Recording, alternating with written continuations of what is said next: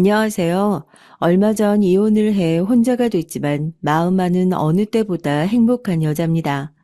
저는 친정 부모님께서 구해주신 아파트에서 딸과 둘이 살고 있어요. 이런 평온한 일상이 제게 찾아오기까지 참 오랜 시간이 걸렸네요. 저와 남편은 지인의 소개로 만난 사이였습니다. 저는 어렸을 적부터 몹시 소심한 성격으로 남편을 만나기 전까지 제대로 된 연애를 한 번도 해본 적이 없었어요. 남자 눈만 마주쳐도 얼굴이 새빨개지고 대화 한마디 나누려고 하면 머릿속이 백지처럼 하얘졌거든요. 처음 만난 남편은 쑥맥이던 저를 능숙하게 이끌어 주었죠. 당시 제게 남편은 몹시 다정하고 믿음직스러운 남자였습니다. 어렸던 저는 그게 말로만 듣던 사랑이라 생각했고 덜컥 결혼을 약속했어요. 그게 제 인생을 밑바닥까지 끌어내렸던 결혼 생활의 시작이었죠. 남편의 가족은 재혼 가정이었고 친어머니는 오래전 돌아가시고 아버지께서 새어머니와 재혼하신 지 10여 년이 됐다고 했습니다. 남편에게는 나이 차이가 많이 나는 형이 있었어요. 이복 형제도 아니고 아예 피가 섞이지 않은 사이였습니다. 새어머니께서 다른 남자와의 사이에서 낳은 자식이었죠. 처음으로 인사를 드리러 가기 전 대충 얘기를 전해 듣기는 했지만 실제로 만나뵈니 시어머니께서는 지독한 아들 바보였어요. 고슴도치도 지 새끼는 예쁘다고들 하죠. 시어머니와 아주버님을 표현하기에 그만큼 적절한 말이 또 있을까 싶습니다. 아니, 아직 장남이 결혼을 못했는데 어디 차남이 결혼을 하겠다고 여자를 데려오는지. 세상에 이런 경우 없는 일이 있나. 아, 나 참, 우리 아들이 너무 잘나서 여자들이 다가오질 못해서 그렇지. 눈 조금만 낮추면 금방 결혼할 텐데.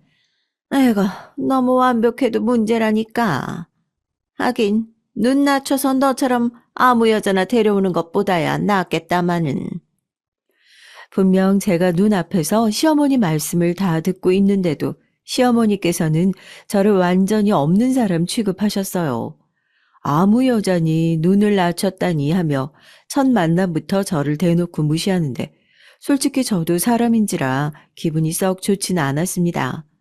게다가 제가 생각했을 때는 시어머니가 말씀하시는 것처럼 아주버님이 완벽해 보이진 않았거든요. 오히려 완벽과는 거리가 정반대인 사람이었습니다. 일단 첫 번째로 아주버님께서는 나이가 아주 많았어요. 40이 넘어가는 나이에 결혼을 못하고 있었으니 노총각 중에 노총각이었습니다. 게다가 외모도 별 볼 일 없었어요. 사람을 외모로 판단하면 안 된다고 하지만 아무리 좋게 보려고 해도 아주버님께서는 잘난 구석이 하나도 없었거든요. 키도 난쟁이 똥자루 마냥 작지, 피부도 곰보가 잔뜩 피었지, 웃을 때 보이는 누렁니까지 솔직히 말하면 전혀 호감 가는 인상이 아니었고 고르지 못한 치열은 시어머니를 그대로 빼닮은 것 같았습니다. 게다가 외모뿐만 아니라 성격도 그닥이었어요. 평생을 본인 잘났다 칭찬해주는 어머니 밑에서 자라서 그런지 근거 없는 자신감으로 가득 차 있었습니다. 본인 정도면 잘생겼지, 본인 정도면 괜찮은 남잔데 왜 여자들이 못 알아보는지 모르겠다며 말도 안 되는 소리를 해대는데 진심인지 궁금할 정도였어요. 그 나이 먹도록 변변찮은 직업도 없어서 시아버지께서 아는 분 회사에 낙하산으로 꽂아줬는데 그마저도 적성에 안 맞는다고 얼마 버티지 못하고 회사를 나왔다고 하더라고요. 그 뒤로는 시아버지 소유의 건물을 관리한답시고 관리자라는 명목으로 일하고 있었지만 사실상 백수나 마찬가지였죠. 건물 월세를 본인 생활비로 사용하고 있었고요. 그야말로 빈대 중에 빈대였습니다. 사실 이전에 몇 번 사업한답시고 난리치다가 전부 다 말아먹었다고 하더라고요. 제일 처음으로 했던 사업은 대만 카스테라였습니다. 몇 해 전에 전국적으로 유행했던 빵집인데 알고 계신가요? 선풍적인 인기를 끌다가 먹거리 엑스파일 같은 프로그램에서 몸에 좋지 않은 식용유가 잔뜩 들어갔다는 방송을 해서 한 번에 모래성처럼 무너지듯 좌르르 망했던 그 빵집이요. 당연히 아주버님의 가게도 예외는 아니었고 큰돈 들여서 냈던 가게는 한순간 망해버렸습니다. 그 다음으로 시작한 것은 남들 다 한다는 카페였어요. 비교적 쉽게 접할 수 있고 개인 카페 장사하는 사람도 많으니 무턱대고 도전했던 거죠. 주변 상권 분석이며 메뉴 개발이며 제대로 하는 것 하나 없이 그저 가게만 열면 잘 될 줄 알았지. 비싼 돈 들여 인테리어까지 다 해놨는데 계속해서 파리만 날리다 연이어 줄줄이 적자를 보고 결국 헐값에 남에게 팔아치웠습니다. 이것까지만 해도 까먹은 돈이 얼만데 아주버님의 헛된 욕심은 거기서 멈추질 않았어요. 자잘자잘한 것들만 시도하니 돈이 안 된다고 이번에는 큰 사업을 해보겠다고 헛바람이 든 겁니다. 그러면서 어디서 이상한 제품 하나를 주워 들고 와서는 이게 아주 제대로 된 물건이라고 특허도 받았고 장사도 잘 될 거다. 돈을 다 털어서 야심차게 사업을 시작했어요. 그러면서 사업인데 제대로 된 사무실도 있어야 하고 대표 폼이 나야 하니 새 차도 하나 뽑고 새 정장도 사입고 기반을 잘 다져둬야 한다. 사업 관계자들과 매일같이 술 마시고 골프 치고 그러면서 다 친목을 쌓아두는 거다. 말도 안 되는 소리를 했어요. 사업은 뒷전이고 대표 이름 달고 놀러 다니는데 급급하니 당연히 물건이 잘 팔릴 리가 없었고 그렇게 야심차게 시작했던 사업은 엄청난 양의 재고만 남긴 채 실패로 돌아갔습니다. 결국 시아버지께서는 반복되는 실패와 엄청난 손해금에 더 이상 지원을 못 해준다. 알아서 해라라고 선언했고 아주버님은 시아버지 도움 없어도 혼자서 잘 해낼 수 있다며 큰 소리를 떵떵 쳤어요. 그러나 엄청난 지원을 받고도 성공하지 못했던 일들이 지원 없이 성공할 리가 있나요? 그 뒤로도 뭘 해보겠다며 이리저리 설쳤지만 결국 빚만 잔뜩 생겼고 보시다 못한 시아버지께서 빚을 다 갚아주시며 얌전히 건물 관리나 하라 본인 소유의 건물 관리직을 맡기셨죠. 관리직이라 해봤자 평소엔 아무것도 안 하고 가끔 세입자들이 뭐가 고장났다, 뭐 해달라 연락 오면 그거 좀 해주고 들여다보는 게 다였습니다. 그러면서 꼬박꼬박 들어오는 월세로 지내고 있었어요. 그렇게 망해놓고도 정신을 못 차렸는지 본인은 이런 일이나 할 인재가 아니라면서 언젠가 다시 제대로 된 사업을 할 거라며 입버릇처럼 말하고 다녔습니다. 저런 자신감이 도대체 어디서 나오는 걸까 싶을 정도였어요.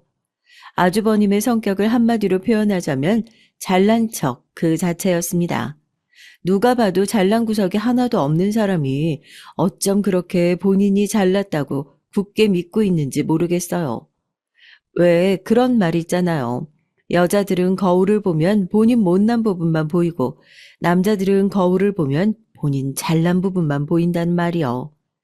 날씬하고 예쁜 여자도 거울 볼 때 자기가 살쪄 보이고 괜히 주름이 깊어 보이고 어제보다 더 못나 보이는 것 같고 근데 남자들은 머리가 벗겨지고 배가 나온 아저씨여도 거울 보면서 나 정도면 괜찮지 하고 생각한대요. 그냥 우스갯소리가 아니라 아주버님을 보면 나름대로 근거가 있는 말 같아요. 아까 제가 묘사했던 아주버님 외모 기억하시죠? 잘난 부분이라고는 눈꽃만큼도 없다고 말씀드렸잖아요. 그런데 아주버님께서는 본인 정도면 잘생긴 편이라고 굳게 믿고 계시는 것 같았습니다. 본인도 눈이 달렸으면 아니라는 걸 뻔히 알 텐데 시어머니께서 어찌나 싸고 도시며 키웠는지 자존감이 높아도 저리 높을 수 있나 싶더라고요. 정말 기가 막힐 노릇이었습니다. 그렇게 본인이 잘났으면 여자들이 알아서 달라붙겠지. 40이 넘는 나이가 되도록 결혼을 못한 데에는 이유가 다 있기 마련일 텐데 시어머니께서 하도 옆에서 네가 잘나서 여자들이 접근을 못하는 거다. 헛바람을 넣으시니 아마 그 말을 고지고대로 믿으시는 것 같았어요. 여자들이 잘난 본인을 부담스러워해서 지금까지 결혼을 못한 거라면서요. 그러면서 저한테는 또 어찌나 여자를 소개해달라 독촉을 하시던지요. 본인이 그렇게 잘났으면 밖에 나가 마음에 드는 여자를 꼬시든지 선을 보시든지 하면 될 것을 왜 저한테 그렇게 귀찮게 구시는지 모를 노릇이었습니다. 결국 매일같이 졸라대는 성화에 못 이겨 친구 한 명을 소개시켜 드렸어요.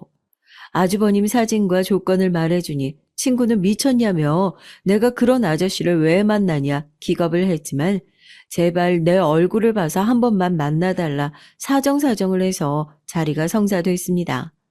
그렇게 소개팅에 친구를 내보내놓고 어찌나 걱정이 되던져. 역시나 예상대로 자리가 끝나자마자 화난 친구에게 전화가 왔습니다. 내가 너한테 무슨 잘못을 했다고 이런 사람을 소개시켜주냐? 내가 진짜 너라서 참고 넘어가지. 다른 사람이었으면 가만히 안 있었어. 사람이 어쩜 그렇게 재수가 없는지. 옷도 무슨 청자켓에 배바지 같은 걸 입고 나와서는 꼬리꼬리한 냄새도 나는 것 같고. 야, 식당에 앉아있기도 쪽팔렸어. 이제 다신 이런 부탁하지 마. 친구 얘기를 들어보니 정말 가관이더라고요. 일단 옷차림부터 문제였습니다. 보통 소개팅이라고 하면 단정한 옷을 입고 나가잖아요. 그런데 아주버님께서는 다 해지고 낡은 청자켓에 붉은 트레이닝복 바지를 입고 나가셨던 모양이더라고요. 평소에 아무렇게나 옷을 입고 다니시긴 했지만 설마 소개팅 자리까지 그런 경우 없는 복장을 하고 나가실 거라곤 생각도 못했죠.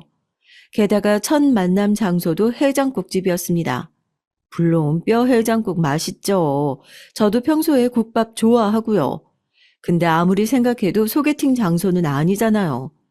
보통 소개팅 자리는 남자가 주도하고 계산하기 마련이니 가자는 대로 따라갔는데 낡은 해장국집으로 데려갔다고 하더라고요. 친구는 그래도 소개팅이니 예쁘게 원피스 차려입고 꾸며 입고 나갔는데 참 민망하기 짝이 없었다고 합니다. 어찌저찌 식사가 시작됐는데 음식물을 넣고 입을 쩍쩍 벌리질 않나, 숟가락을 마구 흔들어 국물을 튕기질 않나, 식사하는 내내 다리를 덜덜 떨고 다 먹은 뼈다귀를 휴지 위에 다 보이게 뱉어두었다고 했어요. 얘기만 전해 들었는데도 정말 몸이 다 떨릴 정도로 싫더라고요. 게다가 대화 내용은 더 가관이었습니다. 본인 생각에 여자는 이래야 한다느니, 이래선 안 된다느니, 전형적인 가부장적 얘기를 꺼내며 첫 만남부터 친구를 평가하고 오늘 입고 온 옷은 조신한 게 마음에 든다느니 되지도 않는 칭찬을 했다고 했어요. 그러면서 본인 같은 남자가 왜 굳이 소개팅을 하는지 이해가 안 되지만 여자들이 워낙 자기를 부담스러워해서 어쩔 수가 없다. 친구 앞에서도 잘난 척을 했다고 하더라고요. 다른 건 다 그렇다 쳐도 비호감의 정점을 찍은 행동은 따로 있었습니다. 밥을 다 먹고 친구는 잠시 화장실을 다녀왔고 아주버님께서는 이미 밖에 나가 계셨길래 자연스레 계산을 마쳤겠거니 하고 가게 밖으로 나서려고 했다고 해요. 그런데 주인 아주머니께서 아가씨 어디가 계산하고 가야지 하고 친구를 불러 세웠대요. 알고 보니 아주버님께서는 본인이 먹은 음식만 계산하고 나가셨다는 겁니다. 정말 세상에 이런 망신이 다 있나요? 당연히 소개팅 결과가 좋지 않을 것을 예상하고 친구에게 부탁했던 일이긴 하지만 이렇게까지 최악일 것이라고는 생각도 못했어요. 친구는 부글부글 끓는 속으로 본인이 먹은 것을 계산하고 짧은 인사만 남긴 채 집으로 쌩 돌아가 버렸다고 해요. 소개팅을 마치고 집에 돌아오신 아주버님께서도 열을 내기는 마찬가지였습니다. 여자가 아주 예의가 없다며 본인은 식사를 마치고 카페에 데려가 블랙커피라도 한 잔씩 마시며 얘기를 더 나눌 생각이었는데 갑자기 인사하고 멋대로 집에 돌아가 버렸다 성을 내시더라고요. 사정이 있으면 사정이 있다. 다음에 만날 거면 언제 만나자. 약속을 잡아야지. 무슨 그런 경우 없는 여자가 다 있냐며 화를 내셨고 저는 차라리 아주버님께서 화나신 게 다행이라 생각했습니다. 적어도 제게 다시는 여자 소개시켜달라 부탁하지 않을 테니까요. 그 뒤로 그 친구의 화를 풀어주고 관계를 다시 회복하느라 어찌나 고생을 했는지 몰라요. 결혼 후 시어머니께서는 제게 아주버님의 뒷바라지를 떠맡기셨습니다. 제가 남편하고 결혼을 했지 아주버님하고 결혼을 했는지 구분이 안 될 정도였어요. 입맛은 또 어찌나 까다로운지 제철 재료로 반찬을 해라. 건강이 좋지 않으니 간을 좀 심심하게 해라. 요구사항이 넘쳐났고 하나하나 맞추느라 머리가 아플 지경이었습니다. 게다가 시어머니께서는 제게 아주버님의 속옷 빨래까지 맡기셨어요. 속옷은 꼭 손빨래를 해야 한다며 고집을 하시는데 남의 속옷을 손빨래 해야 한다는 게 영 깨름직하잖아요. 남편도 아니고 외간 남자 속옷을요. 그것만으로도 충분히 고통스러운데 짜증나는 일은 이뿐만이 아니었습니다. 시어머니께서는 성격이 상당히 까다로우셨어요. 완벽주의 같은 것이 있으셨다고 해야 할까요? 정확히 그렇다고 말하기에는 본인이 하는 행위에는 그리 까다롭지 않으셨으니 그저 제가 하는 일이 다 마음에 들지 않으셨다고 볼 수 있겠네요. 일단 가장 기본적인 잔소리는 집안일에 대한 것이었습니다. 설거지부터 얘기해 볼까요? 여러분은 보통 설거지를 어떻게 하시나요? 집집마다 설거지하는 방식이 다르죠. 어떤 집은 세제를 푼 물에 그릇을 담가 놓고 기다렸다가 한 번에 헹궈내기도 하고, 어떤 집은 평범하게 세제로 거품을 낸 수세미로 그릇을 문질러 닦고요. 저 또한 남들과 비슷했습니다. 세제를 묻힌 수세미로 그릇을 닦고 물로 헹구어낸 후 차곡차곡 물이 잘 빠지도록 정리해 뒀어요. 그렇게 특이하지도 않고 이상하지도 않은 방법이었고 특별히 설거지를 못한다고 생각하지도 않았습니다. 그렇지만 시어머니께서는 제가 설거지를 이상하게 한다며 화를 내셨어요. 분명 기름기 없이 뽀득뽀득 잘 닦았는데 그런 식으로 그릇을 문지르니 기름때가 안 빠지는 거라며 핀잔을 주셨고 그릇을 겹치지 않게 깔끔하게 정리해 놓았는데도 이렇게 엉망진창으로 그릇을 놓으면 보기 흉하다며 짜증을 내셨죠. 그러면서 본인이 다시 정리하겠다며 그릇을 이리저리 만지셨는데 제가 보기엔 오히려 시어머니께서 정리해 놓은 그릇들이 더 삐뚤빼뚤 보기 흉했습니다. 청소도 마찬가지였어요. 제가 아무리 광나게 바닥을 쓸고 닦아도 시어머니 눈에는 제 눈에 보이지 않는 먼지가 보이는 것 같았습니다. 네가 청소를 해놓으면 청소를 한 것 같지 않다며 굳이 본인이 다시 청소기를 돌리셨고 그러면서 신세 한탄을 하셨어요. 기껏 며느리 들이면 뭐하냐, 일만 2배로 한다면서요. 빨래도 제가 개놓은 것은 마음에 드시지 않는다며 다시 펼쳐놓고 접어놓으시고 하다못해 수건 접는 방법도 문제였습니다. 설거지 방법이 집집마다 다르듯이 수건 접는 방법도 각 가정마다 다르잖아요. 저희 친정집에서는 수건을 돌돌 말아 동그랗게 보관하는데 시어머니께서는 제가 접어놓은 수건을 보고는 수건은 사각으로 접어야 한다고 언성을 높이셨죠. 이렇게 접으나 저렇게 접으나 깔끔하게 접어서 보관만 하면 됐지. 접는 방법이 뭐가 중요하냐 한마디 하자 뭘 모르면 말이나 잘 들으라고 짜증을 내시더라고요. 결국 시어머니의 방법에 맞춰 수건을 사각으로 접어 넣었고 수건뿐만 아니라 이런 사소한 것들에서 저와 시어머니는 사사건건 부딪혔습니다. 시어머니께서는 어떻게 해서든 제게서 하자를 찾고 싶어 하시는 것 같았어요. 본인 아들은 아직 결혼은커녕 만나는 여자도 없는데 훨씬 어린 남편이 결혼을 했으니 남편이 눈을 낮춰 어디 모자란 여자를 데려왔다는 생각을 해야 속이 편하셨던 거겠죠. 얘가 대학을 못 나와서 그런가 상식이 좀 부족한 것 같다. 아유, 보통 저 나이 때 애들은 그래도 기본적인 한자 정도는 다 읽지 않니? 아니, 저번에 보니까 가게 간판에 써진 한자도 제대로 못 읽더라고. 간다는 동계산도 자주 실수하고 말이야. 아이, 머리가 좀 나쁜가 싶어. 하긴, 그러니 젊은 나이에 시집이나 온 거 아니겠니? 똑똑한 애였으면 멀쩡한 직업 갖고 그랬겠지. 한 번, 2번은 참겠는데 틈만 나면 상식이 부족하네, 머리가 나쁘네, 멍청하네, 식구들 앞에서 사람 무시를 하는 말을 하시는데 참다 도저히 못하겠더라고요. 어느 날은 식사를 하는데 예전에 돈 계산 실수했던 얘기를 또 꺼내시길래 젓가락을 탁 내려놓고 입을 열었습니다. 어머니, 그건 실수했던 건 어머니께서 애초에 값을 잘못 알려주셔서 그랬던 거잖아요. 그리고 자꾸 대학 안 나왔다고 사람 무시하는데 아주버님도 대학 안 나오신 건 마찬가지 아니에요? 아주버님 능력 좋았으면 아버님 건물 관리인 아니라 번듯한 직장 있으셨겠죠. 아주버님이 직장 없으신 건 운이 안 좋아서 그런 거고 제가 젊은 나이에 시집 온 건 멍청해서 그런 거예요? 저 많이 못 배운 거 맞아요. 근데 어머니께서 그렇게 무시하실 만큼 못난 사람 아니거든요. 그러니까 제발 그만 좀 하세요. 제 말에 시어머니께서는 얼굴이 울그락불그락해지더니만 언성을 높이셨죠. 밥을 먹다 말고 소리를 지르시는 통에 밥상에 밥풀이 튀고 난리도 아니었습니다. 그 부모의 그 자식이라고 식사 예절이며 행동이며 아주버님의 비상식적인 행동들은 전부 시어머니를 보고 배운 것 같았어요. 얘가 어디서 감히 내 아들을 들먹이며 눈을 시퍼렇게 뜨고 말댔구냐.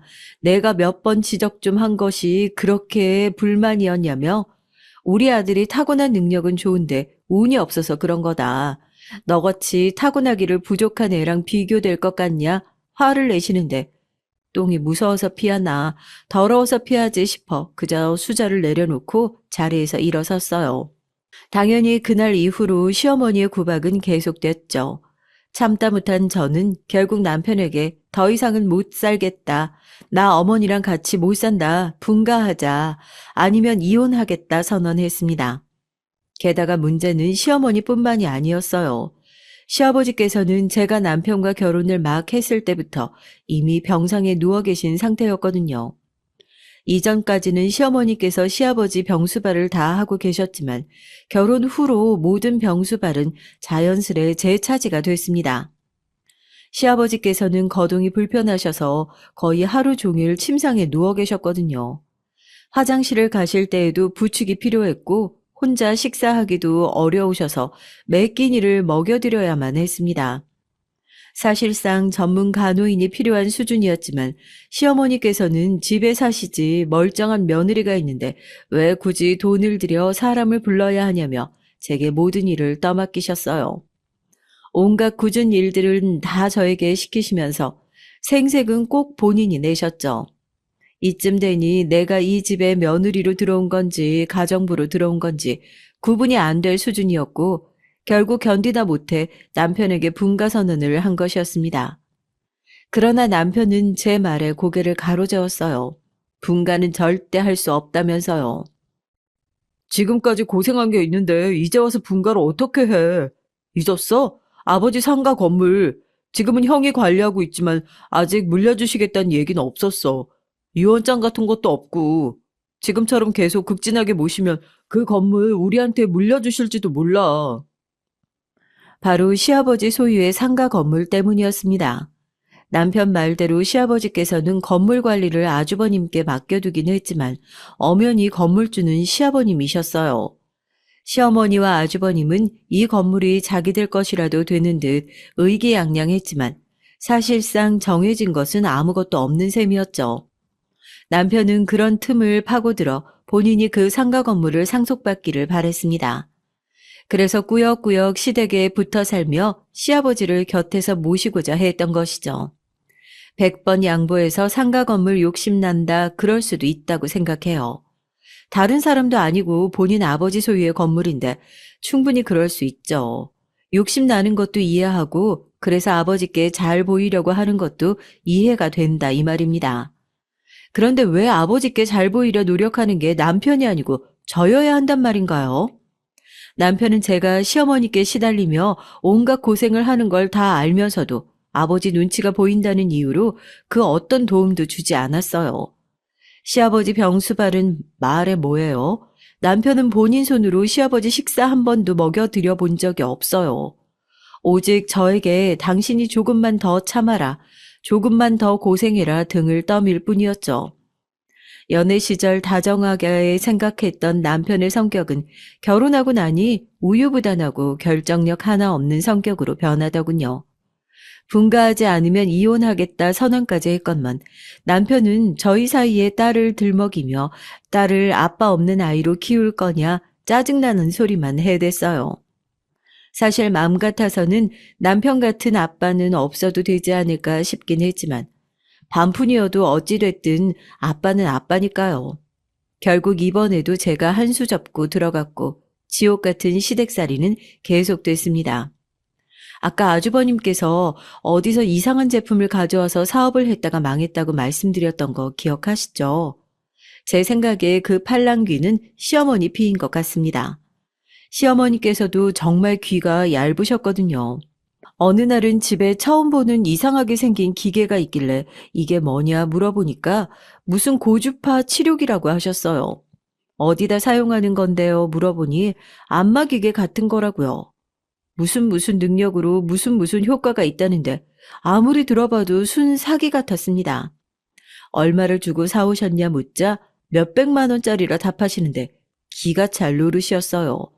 딱 봐도 싸구려 같은 게 마감 처리도 제대로 안 되어 있고 무슨 이런 기계를 몇백만 원을 주고 사오셨냐. 이런 비슷한 거 홈쇼핑에서 10만 원 정도면 산다고 말씀드리니까 시어머니께서는 몹시 화를 내셨습니다. 네가 뭘 안다고 그런 소리를 하냐면서 이건 분명 효과 있는 물건이다 언성을 높이시는 통에 결국 그냥 입을 다물었죠. 역시 예상대로 얼마 안 가 물건은 고장이 났고 시어머니께서는 말없이 치료기를 창고에 처박아 두셨습니다. 치료기뿐만이 아니었어요. 시어머니께서는 틈만 나면 이상한 물건들을 사오셨고 하나같이 제대로 된 것이 없었습니다. 물건만 사오시면 다행이게요. 동네 아줌마들 얘기에 휩쓸려 이상한 곳에 투자까지 하셨죠. 이 얘기를 다시 떠올리려니 아직도 속이 펄펄 끓네요. 시어머니께서는 동네 아주머니들과 하시는 계모임이 하나 있었어요. 여느 계모임이 그렇듯 목적은 친목 도모와 목돈 마련이었죠. 계모임은 오래전에 남편과 사별하고 혼자 지내고 있는 부잣집 사모님이라고 했습니다. 물론 제가 직접 사실 확인을 해본 건 아니지만 진짜인지 거짓인지 알 수가 없죠. 시어머님 말씀으로는 집도 크고 입고 다니는 옷도 다 명품인 게 돈이 꽤나 있는 것 같다고 하더라고요. 계모임에는 시어머니 말고도 대부분 자식이 커서 결혼하고 손주까지 있는 나이대의 어머님들이 많이 계셨어요. 그래서 그런지 같이 에어로빅을 한다거나 나들이를 간다거나 활동적인 일을 하기보다는 대부분 만나서 식사를 같이 하고 차를 마시며 수다를 떠는 것이 전부였죠. 솔직히 말하자면 시어머니께서 사오시는 물건들 대부분 계모임 회원들이 추천해 준 것이었기에 그 모임이 그닥 신뢰가 가지 않았습니다. 원래 사람은 끼리끼리라고 귀 얇고 돈 많은 아주머니들이 모여 만든 모임이 아닐까 싶었죠. 세상에 아무리 효과가 좋다고 하더라도 몇백만 원짜리 기계를 제대로 알아보지도 않고 척척 사는 사람이 어디 있습니까? 그것도 자기 돈도 아니고 병상에 누워있는 남편 주머니에서 나온 돈인데요. 그래도 시어머니께서 계모임에 나가시는 날에는 잔소리에서 해방도 되고 식사를 신경 써서 차릴 필요가 없어 나름대로 장점도 있었죠. 계모임에 나가시는 것 외에는 특별한 취미도 없으셨고 무엇보다 제가 나서서 이래라 저래라 할 부분이 아니었기에 아무리 이상한 물건들을 자꾸 사오신다 하더라도 별 말씀을 드리지 않았어요. 그렇게 지내던 어느 날 일이 터져버린 겁니다. 그날은 웬일로 계모임에서 여행을 떠난다고 하더라고요. 평소 활동적인 일이라고는 전혀 하지 않던 모임이라 조금 의외이긴 했어요. 어디로 여행을 가시는 거냐, 계모임 분들 다 같이 떠나시는 거냐, 여행에 대한 얘기를 물었더니 시어머니께서는 어딘가 수상하게 대답을 얼버무리셨습니다.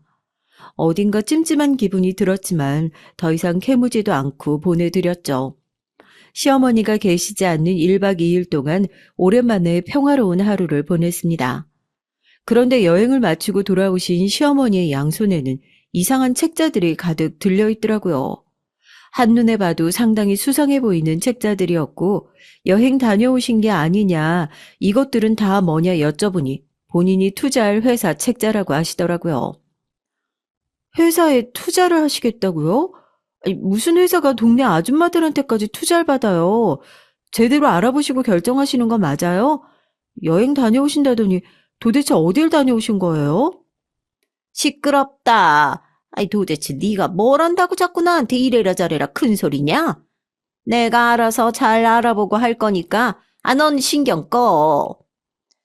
시어머니께서는 대화를 거부하시며 그대로 방에 들어가 버리셨고 나중에 시어머니 몰래 책자들을 읽어보니 딱 봐도 다단계 회사 같았습니다.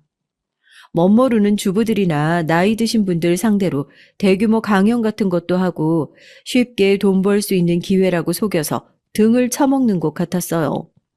아무리 봐도 정상적인 회사로 보이지 않았고 시어머니께 제대로 된 회사가 아닌 것 같다. 투자 다시 한번 생각해 보시라. 아무리 말씀드려도 시어머니께서는 제 말을 귓등으로 들으시는 듯 했습니다.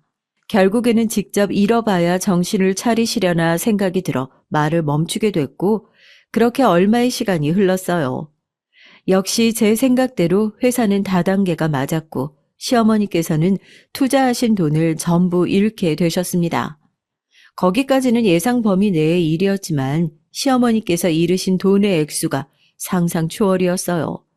저는 평소처럼 기껏해야 몇백만 원이나 가져다 줬겠지 싶었는데 그동안 모았던 갯돈을 전부 거기에 투자를 하셨더라고요. 입이 떡 벌어지는 금액이었고 골이 아플 정도였습니다. 게다가 그 돈은 시어머니만의 돈이 아니었어요. 알고 보니 그 안에는 저와 남편이 분가하기 위해 그동안 모았던 돈이 포함되어 있더라고요. 정말 좋은 투자처가 있다며 몇 배로 불려서 돌려주겠다는 시어머니의 허황된 말에 속아 저희 남편이 그 돈을 시어머니께 홀랑 줘버렸던 거예요.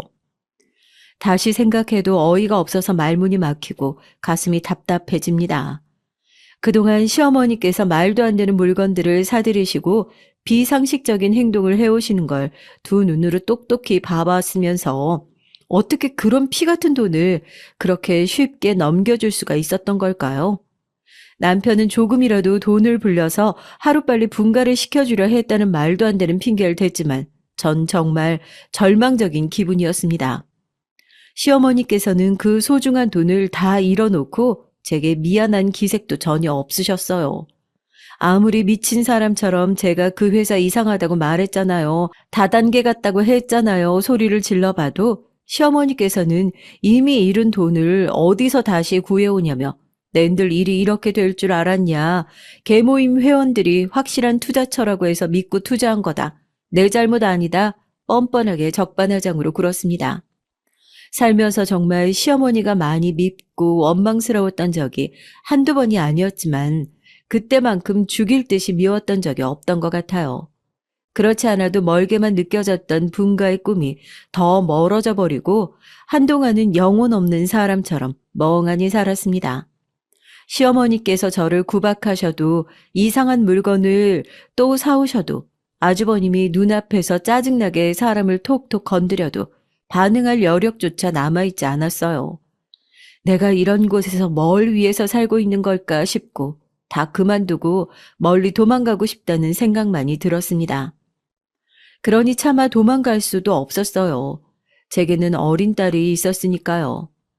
시댁 식구들은 정말 너무나 미웠지만 딸을 두고 떠날 수는 없었습니다. 그때는 정말 딸 하나만을 바라보면서 살았던 것 같아요. 갑자기 아파트라니 그게 무슨 말씀이세요? 말 그대로야. 너 요즘 지내는 거 보니까 사람이 사는 것 같지가 않아. 그만큼 옆에서 병수발 들었으면 며느리로서 할 거 다 한 거야. 네 시어머니랑 남편 하는 꼴 보니까 하루 이틀 내로 분가할 것 같지도 않고 너 이제 좀 숨 좀 쉬고 살라고 아파트 하나 샀다. 그러던 어느 날이었습니다. 친정 어머니께 오랜만에 연락이 왔고 깜짝 놀랄 만한 소식을 전해오셨어요. 저를 위해 아파트를 구매하셨다는 얘기였습니다. 어머니께서 보시기에도 당시에 제가 사람 사는 것 같지 않았나 봐요. 거의 영혼이 반쯤 나가 있었으니까요. 저희 친정은 그리 형편이 넉넉한 편이 아니에요. 그럼에도 무리를 해서 저를 위해 아파트를 구해주신 겁니다. 이대로 뒀다가는 무슨 사단이라도 나겠다면서요. 생각지도 못했던 선물에 눈물이 쏟아졌죠. 그동안 시댁 식구들을 돌본다는 핑계로 친정 식구들에게 너무나 무심했구나 싶기도 하고 참 죄송하고 감사한 마음이었습니다. 그렇게 남편에게 친정에서 아파트를 주셨다는 얘기를 전하며 분가를 하겠다는 뜻을 분명히 밝혔어요. 남편이 나오지 않는다면 저 혼자라도 딸을 데리고 나가야겠다고요. 곤란한 기색을 보인 남편은 이번만큼은 제가 져줄 생각이 없다는 것을 깨달았는지 결국 저를 따라 시댁을 나오겠다고 했습니다. 아가, 요즘 무슨 일이 있니? 낯빛이 영 안 좋아 보이는구나. 살도 많이 빠진 것 같고. 그렇게 이사 준비를 하던 어느 날이었어요. 그날은 웬일로 시아버지께서 몸 상태가 조금 괜찮으신 날이었고 오랜만에 제게 얘기를 걸어오셨습니다. 사실 시아버지께서는 치매기가 조금 있으셨던 터라 갈수록 말수가 눈에 띄게 줄어들고 있었거든요. 시아버지께서 자주 오락가락하시고 기억도 잘 못하시니 시어머니께서는 더욱더 뻔뻔하게 구셨고요. 시아버지 식사며 목욕이며 굳은 일을 전부 제게 떠넘겨 놓고 시아버지께서 정신이 조금 말짱하신 날이면 하루 종일 시아버지 곁에 붙어서 알랑방구를 뀌시더라고요. 마치 평소에도 본인이 지극정성으로 간호를 하신다는 듯이요. 그런 시어머니를 보며 남편은 제게도 시아버지께 더 살갑게 굴어보라고 고생은 고생대로 하면서 상가 건물을 못 받게 되면 억울하지 않겠냐. 저를 위하는 척 했지만 실상은 이대로 있다가는 시아버지께서 돌아가시면 상가 건물이 그대로 아주버님 소유가 될까 조바심이 나는 것 같아 보였습니다. 그렇지만 저는 시어머니처럼 시아버지께 일부러 아부를 떨거나 하진 않았어요. 애초에 저는 상가 건물 때문에 시아버지를 모시고 있는 것도 아니었고요. 시아버지께서 치매기가 생기기 전에는 시댁 식구들 중에 유일하게 저를 친절하게 대해주신 분이셨거든요. 처음 만나 뵈었을 때부터 병상에 누워 계시긴 했지만 마른 손으로 제 손을 쓰다듬어 주시며 제게 손이 참 곱다, 예쁘다 칭찬을 해주셨던 기억이 납니다. 시아버지 병간호를 시작하고 나서도 나 때문에 네가 고생이 많다. 다른 식구들 몰래 용돈을 쥐어주시곤 했어요. 그런 시아버지라 그런지 간호하는 일이 조금 고되긴 했어도 견딜 수 없을 만큼 싫지는 않았습니다. 그렇게 고생을 하면서도 억지로 분가를 밀어붙이지 않은 이유이기도 했어요. 제가 시댁을 떠나고 나면 시어머니께서 다시 병간호를 시작하실 텐데 보나마나 시아버지를 제대로 돌봐드리지 않을 것이 뻔했거든요. 시어머니께서는 시아버지께 그리 큰 애정이 있어 보이시진 않았습니다. 아들 하나를 데리고 있는 과부였던 시어머니께서는 그저 본인을 먹여 살려줄 남편이 필요했던 것 같았어요. 시아버지께서 돌아가시고 나면 본인 앞으로 상속될 만한 유산도 넉넉했고요. 한마디로 그저 조건에 맞는 남자였던 것이죠. 아니에요, 아버님. 별일 없어요. 오늘은 기분이 좀 괜찮으세요? 바깥에 잠깐 산책이라도 나갈까요? 아니다. 이제 몸 상태가 확실히 예전 같지가 않아. 살 날이 얼마 남지 않은 것 같다. 아버님, 그런 말씀 마세요. 오래오래 사셔서 저희 딸 결혼하는 것까지 보고 가셔야죠. 제 말에 시아버지께서는 아주 오랜만에 희미한 미소를 지으셨습니다. 그렇게 잠깐의 대화를 나누고는 또 평소처럼 입을 꾹 다무셨어요. 잠깐이었지만 시아버지와 대화를 나누며 마음이 편해지는 것을 느꼈죠. 차마 입이 떨어지지 않아 집을 나가게 됐다는 말씀을 드리지 못했습니다. 그렇게 이삿날이 되어 짐을 싸 친정에서 구해주신 아파트로 꿈에 그리던 분가를 하게 됐어요. 시어머니께서는 이삿날까지 불만스러운 표정이셨지만 저는 더 이상 시어머니 밑에서 고생을 할 마음이 없었습니다. 그렇게 결혼 후 처음으로 새 식구가 살게 된 아파트는 참 아늑하고 좋았어요. 저를 감시하고 구박하고 핀잔을 주는 존재가 없다는 것만으로도 마음이 너무나 편하더라고요. 남편은 분가 후로 상가 건물에 대한 욕심은 접은 듯 보였지만 그래도 아쉽기는 한지 때때로 그 얘기를 꺼냈습니다. 이대로 아버지가 돌아가시면 본인 앞으로 상속될 것이 아무것도 없을 것 같다면서요. 저는 상속받을 게 없으면 뭐 어떻냐. 우리 세 가족 발 뻗고 잘 수 있는 집 있고 생활비 걱정 없이 다니는 직장 있는데 뭐가 문제냐. 이제 더 이상 상가 건물 얘기는 꺼내지 말라 못을 박았고 그렇게 나름대로 평화로운 나날이 계속됐습니다. 네? 아주버님이 결혼을 하신다고요? 그러던 어느 날 아주버님께서 갑자기 결혼을 하시겠다며 집에 여자를 데리고 왔어요.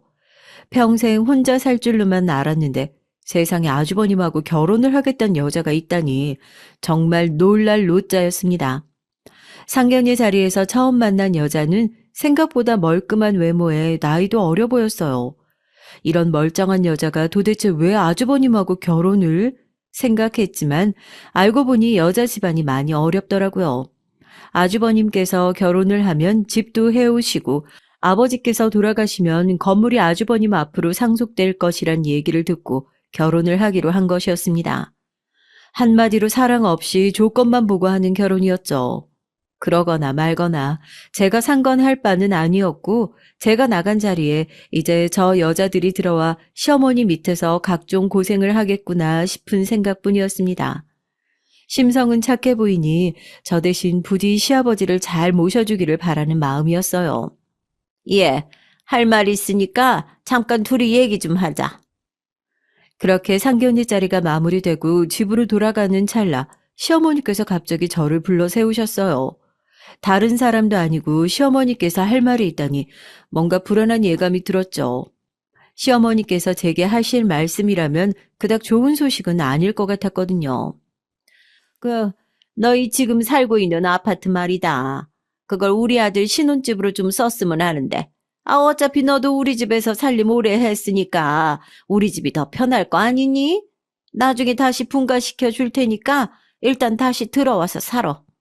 네? 그게 무슨 말씀이세요? 저희 아파트를 왜 아주버님을 드려요? 당장 집을 해줄 만한 여건이 안 돼서 그래. 네 시아버지 돌아가시면 상가 건물 상속받을 테니까 그때 다시 얘기하고 아무튼 최대한 빨리 짐 빼서 들어와라. 말도 안 되는 말씀 마세요. 저 아파트 아주버님 드릴 생각 없어요. 저희 유일한 재산인데 어떻게 이걸 뺏어가려고 하세요? 그것도 저희 친정에서 무리해서 마련해 주신 걸 양심이라는 게 있으시긴 해요? 어머님 때문에 저희 분가하려고 모았던 돈 다 잃었던 건 생각도 안 나세요? 뭐야? 이게 어디서 이렇게 또박또박 말대답을 하면서 건방지게 정리하고 들어오라면 들어오는 거지 무슨 말이 그렇게 많어? 전 절대 그렇게 못해요.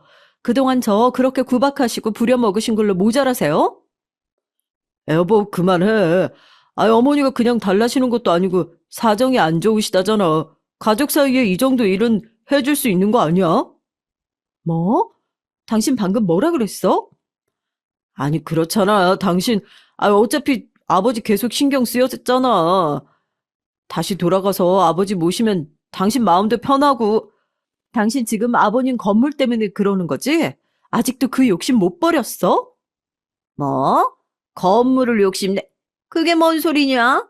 설마 지금까지 너 네 시아버지 간병했던 거 전부 다 건물 물려받으려고 쇼했던 거니? 아이고, 그렇게 안 봤는데 너 진짜 무서운 애구나. 몸 안 좋아서 누워있는 사람 불쌍하지도 않디? 이 발칙한 년. 제가 미처 대답할 틈도 없이 시어머니께서는 세게 제 뺨을 내리치셨고 충격과 함께 고개가 돌아갔어요. 태어나 처음으로 남에게 따귀를 맞으니 눈앞이 빙글 돌았습니다. 순간 헛웃음이 터져 나오더라고요. 그 다음은 맹렬한 분노였습니다. 도저히 맞고만 있지는 못하겠더라고요. 그렇게 시어머니 뺨을 힘껏 올려 붙였습니다. 시어머니는 그대로 바닥에 나동그라졌고 남편은 놀라 시어머니에게 달려갔어요. 우리 이혼해. 당신도 시어머니도 아주버님도 질릴 대로 질렸어. 어떻게 사람이 그렇게 한결같아? 무서운 건 내가 아니라 당신들이야. 병상에 누워 계시는 시아버지가 당신들 눈에는 그저 걸어 다니는 유산으로밖에 안 보이지? 당신들이 인간이야? 어떻게 피 한 방울 안 섞인 나보다도 못할 수가 있어? 나 상가 건물 같은 거 필요 없어. 지금까지 아버님 모시면서 단 한 번도 뭘 바라고 해본 적이 없어. 당신들 같은 쓰레기들이랑은 다르니까. 그렇게 저는 몸을 돌려 자리를 벗어났습니다. 눈물이 폭포수처럼 쏟아졌어요. 겨우 이런 끝을 맞으려고 지난 세월 그렇게 참고 살았나 싶은 생각이 들었습니다. 집에 들어오자마자 트렁크에 아무렇게나 남편 물건들을 집어 넣었어요. 뒤늦게 집에 돌아온 남편은 그런 저를 보며 지금 이게 뭐 하는 짓이냐, 많이 흥분한 건 알겠는데 좀 진정하고 다시 얘기를 하자 저를 말렸습니다. 저는 그런 남편에게 트렁크를 집어 던지며 당장 집에서 나가라고 소리를 질렀죠. 더 이상 당신 같은 남자하고는 한시도 함께 있고 싶지 않다고요.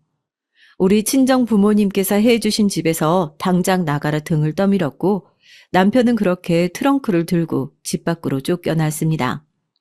다음 날 이혼 서류를 준비해 시댁으로 향했어요. 저희 집에서 쫓겨난 남편이 갈 만한 곳은 시댁밖에 없었으니까요. 남편과 확실히 정리하고 시아버님께도 마지막 인사를 드리고 올 생각이었습니다. 그런데 도착한 시댁에는 예상 밖의 풍경이 펼쳐져 있었습니다.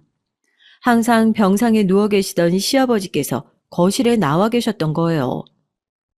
아가 왔니? 얘기 좀 하자. 이리 와서 앉아보렴. 그런 시아버지의 옆으로 시어머니와 남편 그리고 아주버님이 죄인이라도 된 듯 불편한 표정으로 나란히 앉아 있었죠. 시아버님 말씀대로 소파에 앉았고 시아버님께서는 담담히 얘기를 시작하셨습니다. 이혼하겠다는 얘기 들었다. 그동안 혼자서 고생 많았지. 너한테 마지막으로 줄 게 있어. 시아버지께서 제 앞으로 내미신 것은 다름 아닌 상가 건물의 명의 이전 서류였어요. 생각지도 못했던 상황에 너무나 놀라 말문이 턱 막히더군요. 다른 가족들도 마찬가지였는지 다들 아버지 하며 몸을 일으켰어요. 그런 가족들에게 시아버지는 호통을 치셨습니다. 여기서 이 건물을 물려받을 사람이 저 말고 또 누가 있냐면서요.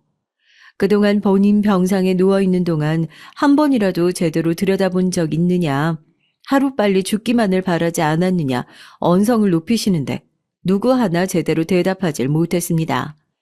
그러면서 아버지께서는 제게 거절하지 말고 받으라며 어차피 본인은 이제 살 날이 얼마 남지 않았다 말씀하시는데 바보같이 눈물만 계속 흘렀어요. 아버지, 어떻게 아버지 아들이 아니고 피 한 방울 안 섞인 여자한테 이러실 수가 있어요? 정말 너무하세요. 시끄럽다. 너 빨리 가서 도장 가져와. 이혼 안 하겠다고 버티지 말고 빨리 서류에 도장 찍어. 저 이혼 못합니다. 아니 안 해요. 이런 썩을 놈의 자식이. 아버지께서는 말을 끝까지 마치지 못하고 그대로 뒷목을 잡으시며 쓰러지셨어요. 가족들 모두 놀라 그런 아버지께 달려들었고 급하게 구급차를 불러 병원으로 모시고 갔지만 시아버지께서는 그대로 눈을 감으셨습니다. 솔직히 말해서 그날 그렇게 멀쩡히 일어나셔서 말씀을 하셨던 것이 기적 같아요. 그동안 곁에서 아버님을 모신 저를 위해서 아버님께서 마지막 남은 힘을 쥐어 짜내셨던 것이 아닌가 싶습니다. 그렇게 아버님이 돌아가신 뒤로 남편도 최소한의 양심이라는 게 있었는지 이혼 서류에 별 말 없이 도장을 찍어줬죠. 아파트도 상가 건물도 그 어느 것도 준비하지 못한 아주버님은 당연히 파혼을 당했습니다. 사실 이 과정에서 제가 한 역할이 컸어요. 아주버님과 시어머니께서는 뻔뻔하게도 아무것도 준비하지 못했으면서 그대로 결혼을 진행하려고 했던 거죠. 완전히 사기 결혼이었어요. 제가 어떻게 그 꼴을 두고 보겠습니까? 당연히 여자에게 아주버님이 아파트는커녕 물려받을 유산이 하나도 없는 사람이라는 사실을 전했고 여자 측에서는 몹시 화를 내며 길길이 뛰었다고 하더라고요. 이거 완전 사기꾼 아니냐. 가진 건 쥐뿔도 없으면서 무슨 자신감으로 결혼을 하려고 했냐. 생긴 대로 꼴값을 떤댔다가 어쨌다가. 아무튼 그 말을 듣고 아주버님께서는 큰 충격을 받으신 모양입니다. 그런 일들을 다 겪고도 아직도 본인이 잘났다고 큰 착각에 빠져 있었거든요.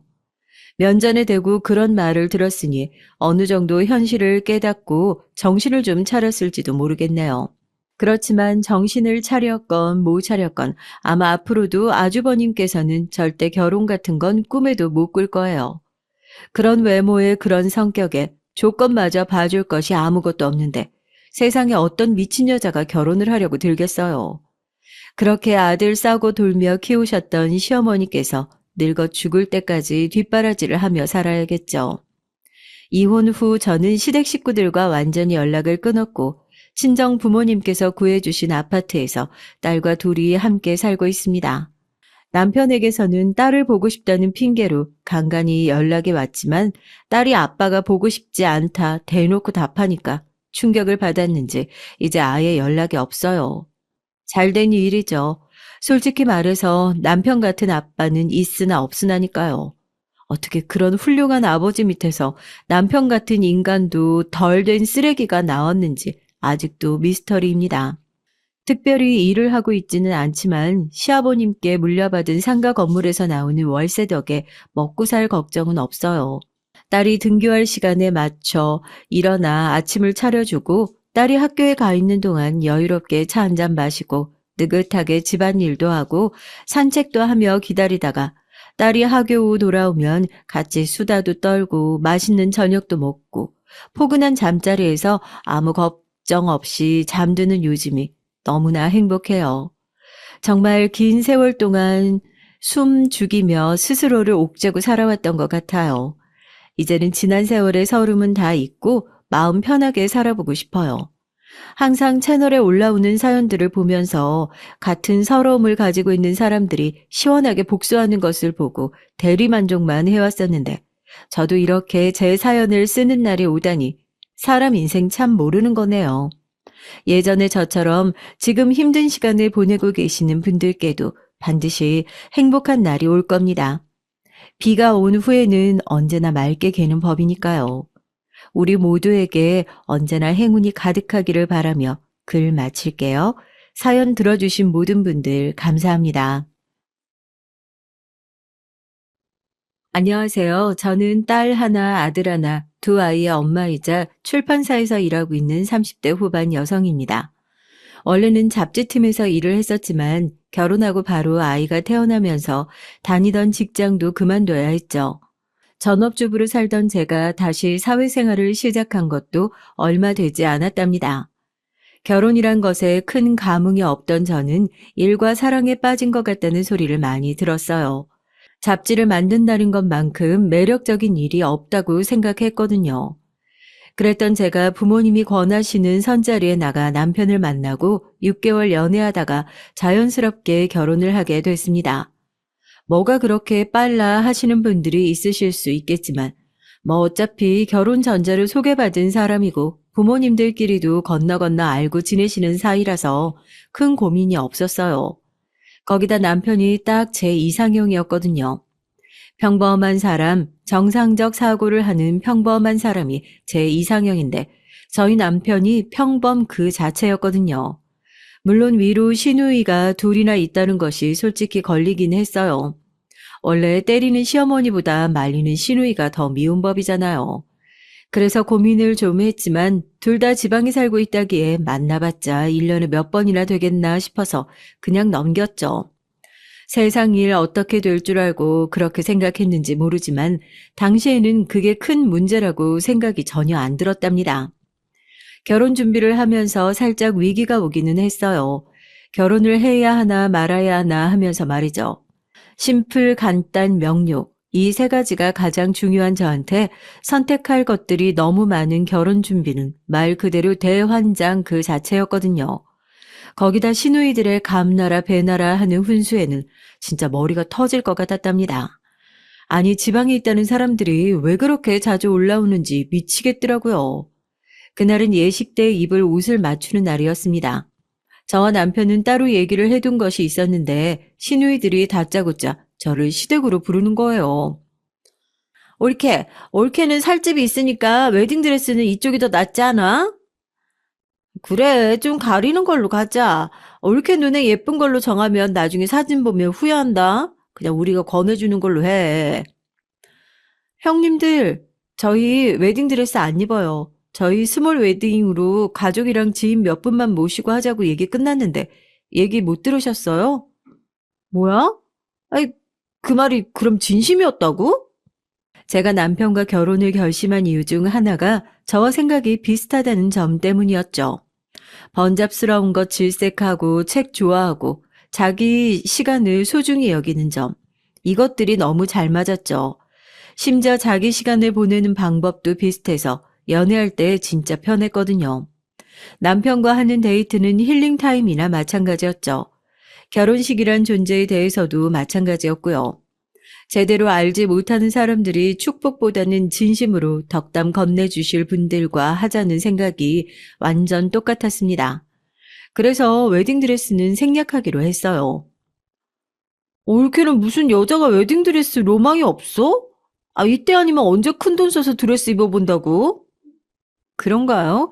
저희는 집에 좀 더 투자하기로 얘기를 했어요. 형님들께서 신경 써주신 건 고맙지만 저희 예식은 저희끼리 이미 결정했어요. 아, 뭐야? 아, 그럼 엄마도 허락했다는 거야? 그 말도 안 되는 결혼식을?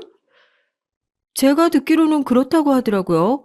그래서 저희 준비 중인데 아닌가요? 형님들은 시어머니께서 어떻게 허락을 해주실 수 있느냐고 짜증을 내셨지만 저야 남편한테 그렇게 하자고 들었을 뿐 자세한 내막은 몰랐죠. 궁금하지도 않았고요.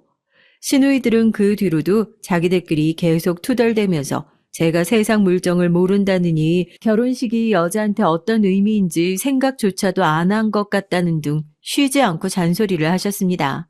솔직히 결혼은 저와 남편이 하는 건데 예식을 어떻게 할지 왜 신우들이 더 난리인지 조금도 이해가 되지 않았죠. 곧 남편이 벌겋게 열이 오른 얼굴로 도착했어요. 남편은 절 보자마자 약속 장소가 왜 여기로 바뀌었냐고 묻더군요.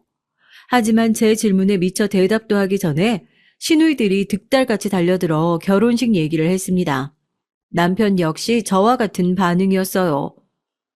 어머니도 허락하셨는데 뭐가 문제야? 그리고 우리가 예식을 어떻게 할지 누나들이 무슨 상관이라고. 아, 이 사람을 여기로 불러? 이 자식이 말하는 것 좀 봐. 누나들이 무슨 상관이라니? 그리고 아니 물어볼 말이 있으니까 집으로 불렀지. 그게 지금 누나한테 눈 동그랗게 뜨고 대들 일이야? 아, 됐어. 누나들은 제발 가만히 좀 있어. 알아서 할 테니까. 남편은 무표정한 얼굴로 시누이들에게 할 말만 딱 하더니 제게 나가자고 했죠. 그날 남편과 저는 예식 때 입을 옷은 물론 예물과 신혼집에 넣을 것들을 정하기로 했었거든요. 할 일이 태산인데 시누이들 때문에 늦어졌으니 남편도 저도 많이 답답했어요. 남편은 앞으로도 시누이들이 뭐라고 하건 적당히 걸으라고 알려줬어요. 하지만 제 입장에서 어디 그게 쉬운가요? 시누이들이 얼마나 별난지 자기들 말 들어주지 않으면 들어줄 때까지 사람을 달달 볶는데 무슨 수로 거르겠어요. 저는 알겠다고 했지만 자신은 없었습니다. 시누이들과의 전쟁은 신혼여행을 다녀오고 나서부터 바로 시작됐습니다. 당연히 결혼식이 끝나고 집으로 내려갔을 것이라고 생각했던 시누이들이 떡하니 시댁에 있는데 정말 어처구니가 없었죠. 게다가 저희를 기다린다는 것에 다른 목적이 있더라고요. 사람이 정말 속물이다 싶은 생각이 들었죠. 저한테 면세점에서 사오라고 뭘 한가득 시키더라고요. 그랬으면 돈이라도 주던가 그것도 없이 목록을 딱 적어서 사오라는데 진짜 제가 신혼여행지에서 얼마나 당황했는지 몰라요. 저희는 시어머니께 먼저 인사를 드리고 면세점에서 구입한 선물을 시어머니께 드렸어요. 시어머니께서는 살짝 뭔가를 기대하시는 눈빛이 역력했죠. 아이고, 이번에 집에 돈이 많이 들었다면서 뭘 또 이런 거를. 마음에 드세요, 어머니? 그이한테 어머님 취향 물어도 관심이 없다고만 해서 그냥 제가 어머님께 어울릴 만한 것으로 샀거든요. 너무 예쁘다. 세상에 잘 가지고 다닐게. 어디 좀 봐요. 엄마 뭐야? 이거 어느 브랜드야? 옳게 적어도 시어머니 선물인데 좀 더 성의를 보일 수는 없어? 국내에 들어오지도 않는 브랜드라니. 신우이는 브랜드를 확인하더니만 어떻게 이런 걸 사올 수 있냐는 말부터 하더군요. 그리곤 유명 브랜드들을 줄줄이 나열하면서 적어도 선물을 할 생각이면 이 정도는 돼야 한다고 훈계를 하셨죠. 하지만 제가 사온 브랜드는 한국에 아직 들어오지 않았지만 곧 런칭된다는 정보를 패션 화보를 준비하는 지인에게 들었던 터라 일부러 발품을 팔아서 준비했던 것이었죠. 당연히 시누이들이 그런 것까지 다 알고 있을 리 없다고는 생각하고 그냥 넘어갈까 싶었어요. 하지만 시누이들의 잔소리가 계속되자 시어머니 표정이 점점 안 좋아지시는 것이 선물을 하고도 마음이 불편하더라고요. 곧 보시게 될 거예요. 지난주에 계약이 끝난 브랜드거든요. 이 브랜드 화보를 담당하는 지인이 알려줬으니까 확실한 정보고요. 그럼 아직 국내에 몇 안 들어왔겠네?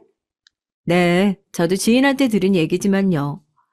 제 말에 바로 안색이 환해지시는 시어머니께서는 시누이에게 모르면 가만히 있으라고 잔소리를 하고는 벌떡 일어나서 가방을 이리저리 걸쳐보시더니 상당히 만족스러운 표정을 지으시며 친구들 만나는 자리에 가지고 나가야겠다고 하셨어요.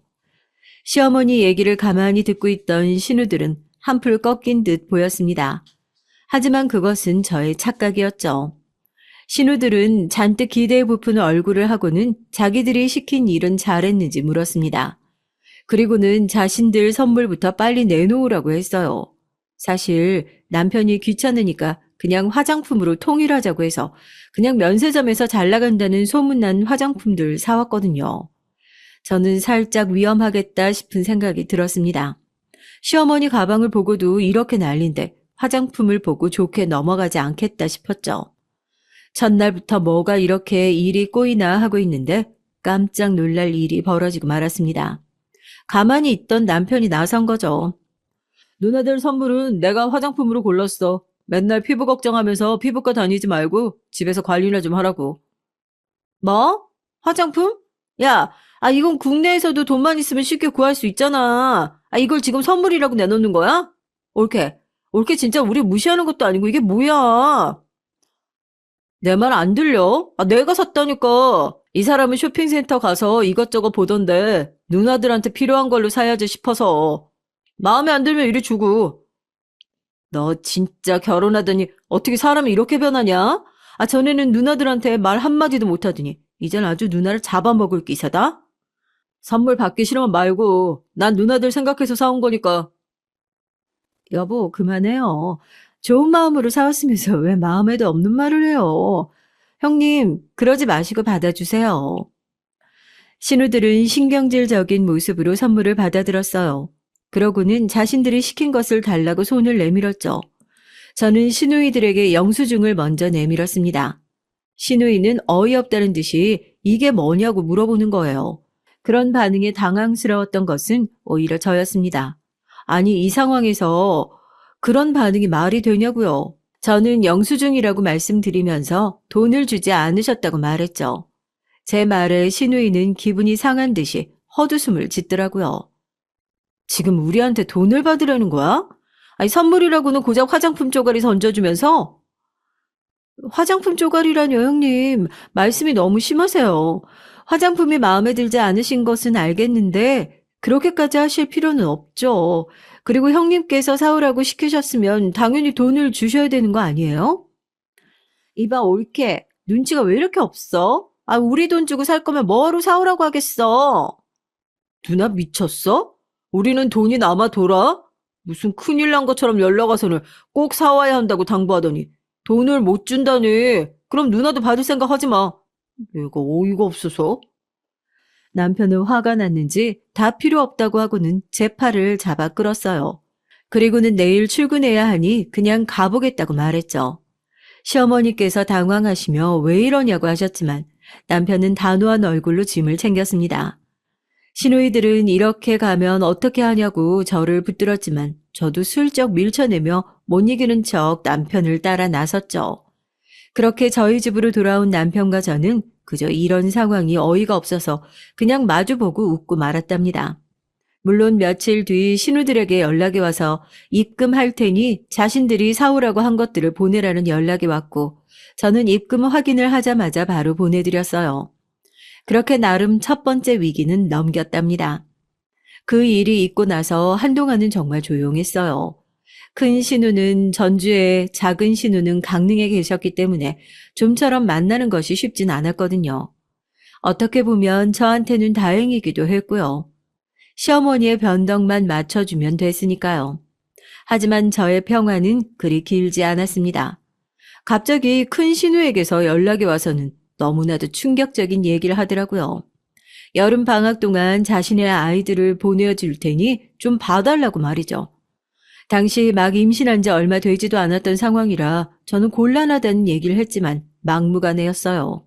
남편까지 나서서 차라리 시댁으로 보내라고 했지만 큰 신우는 무조건 저희 집이어야 한다는 거예요.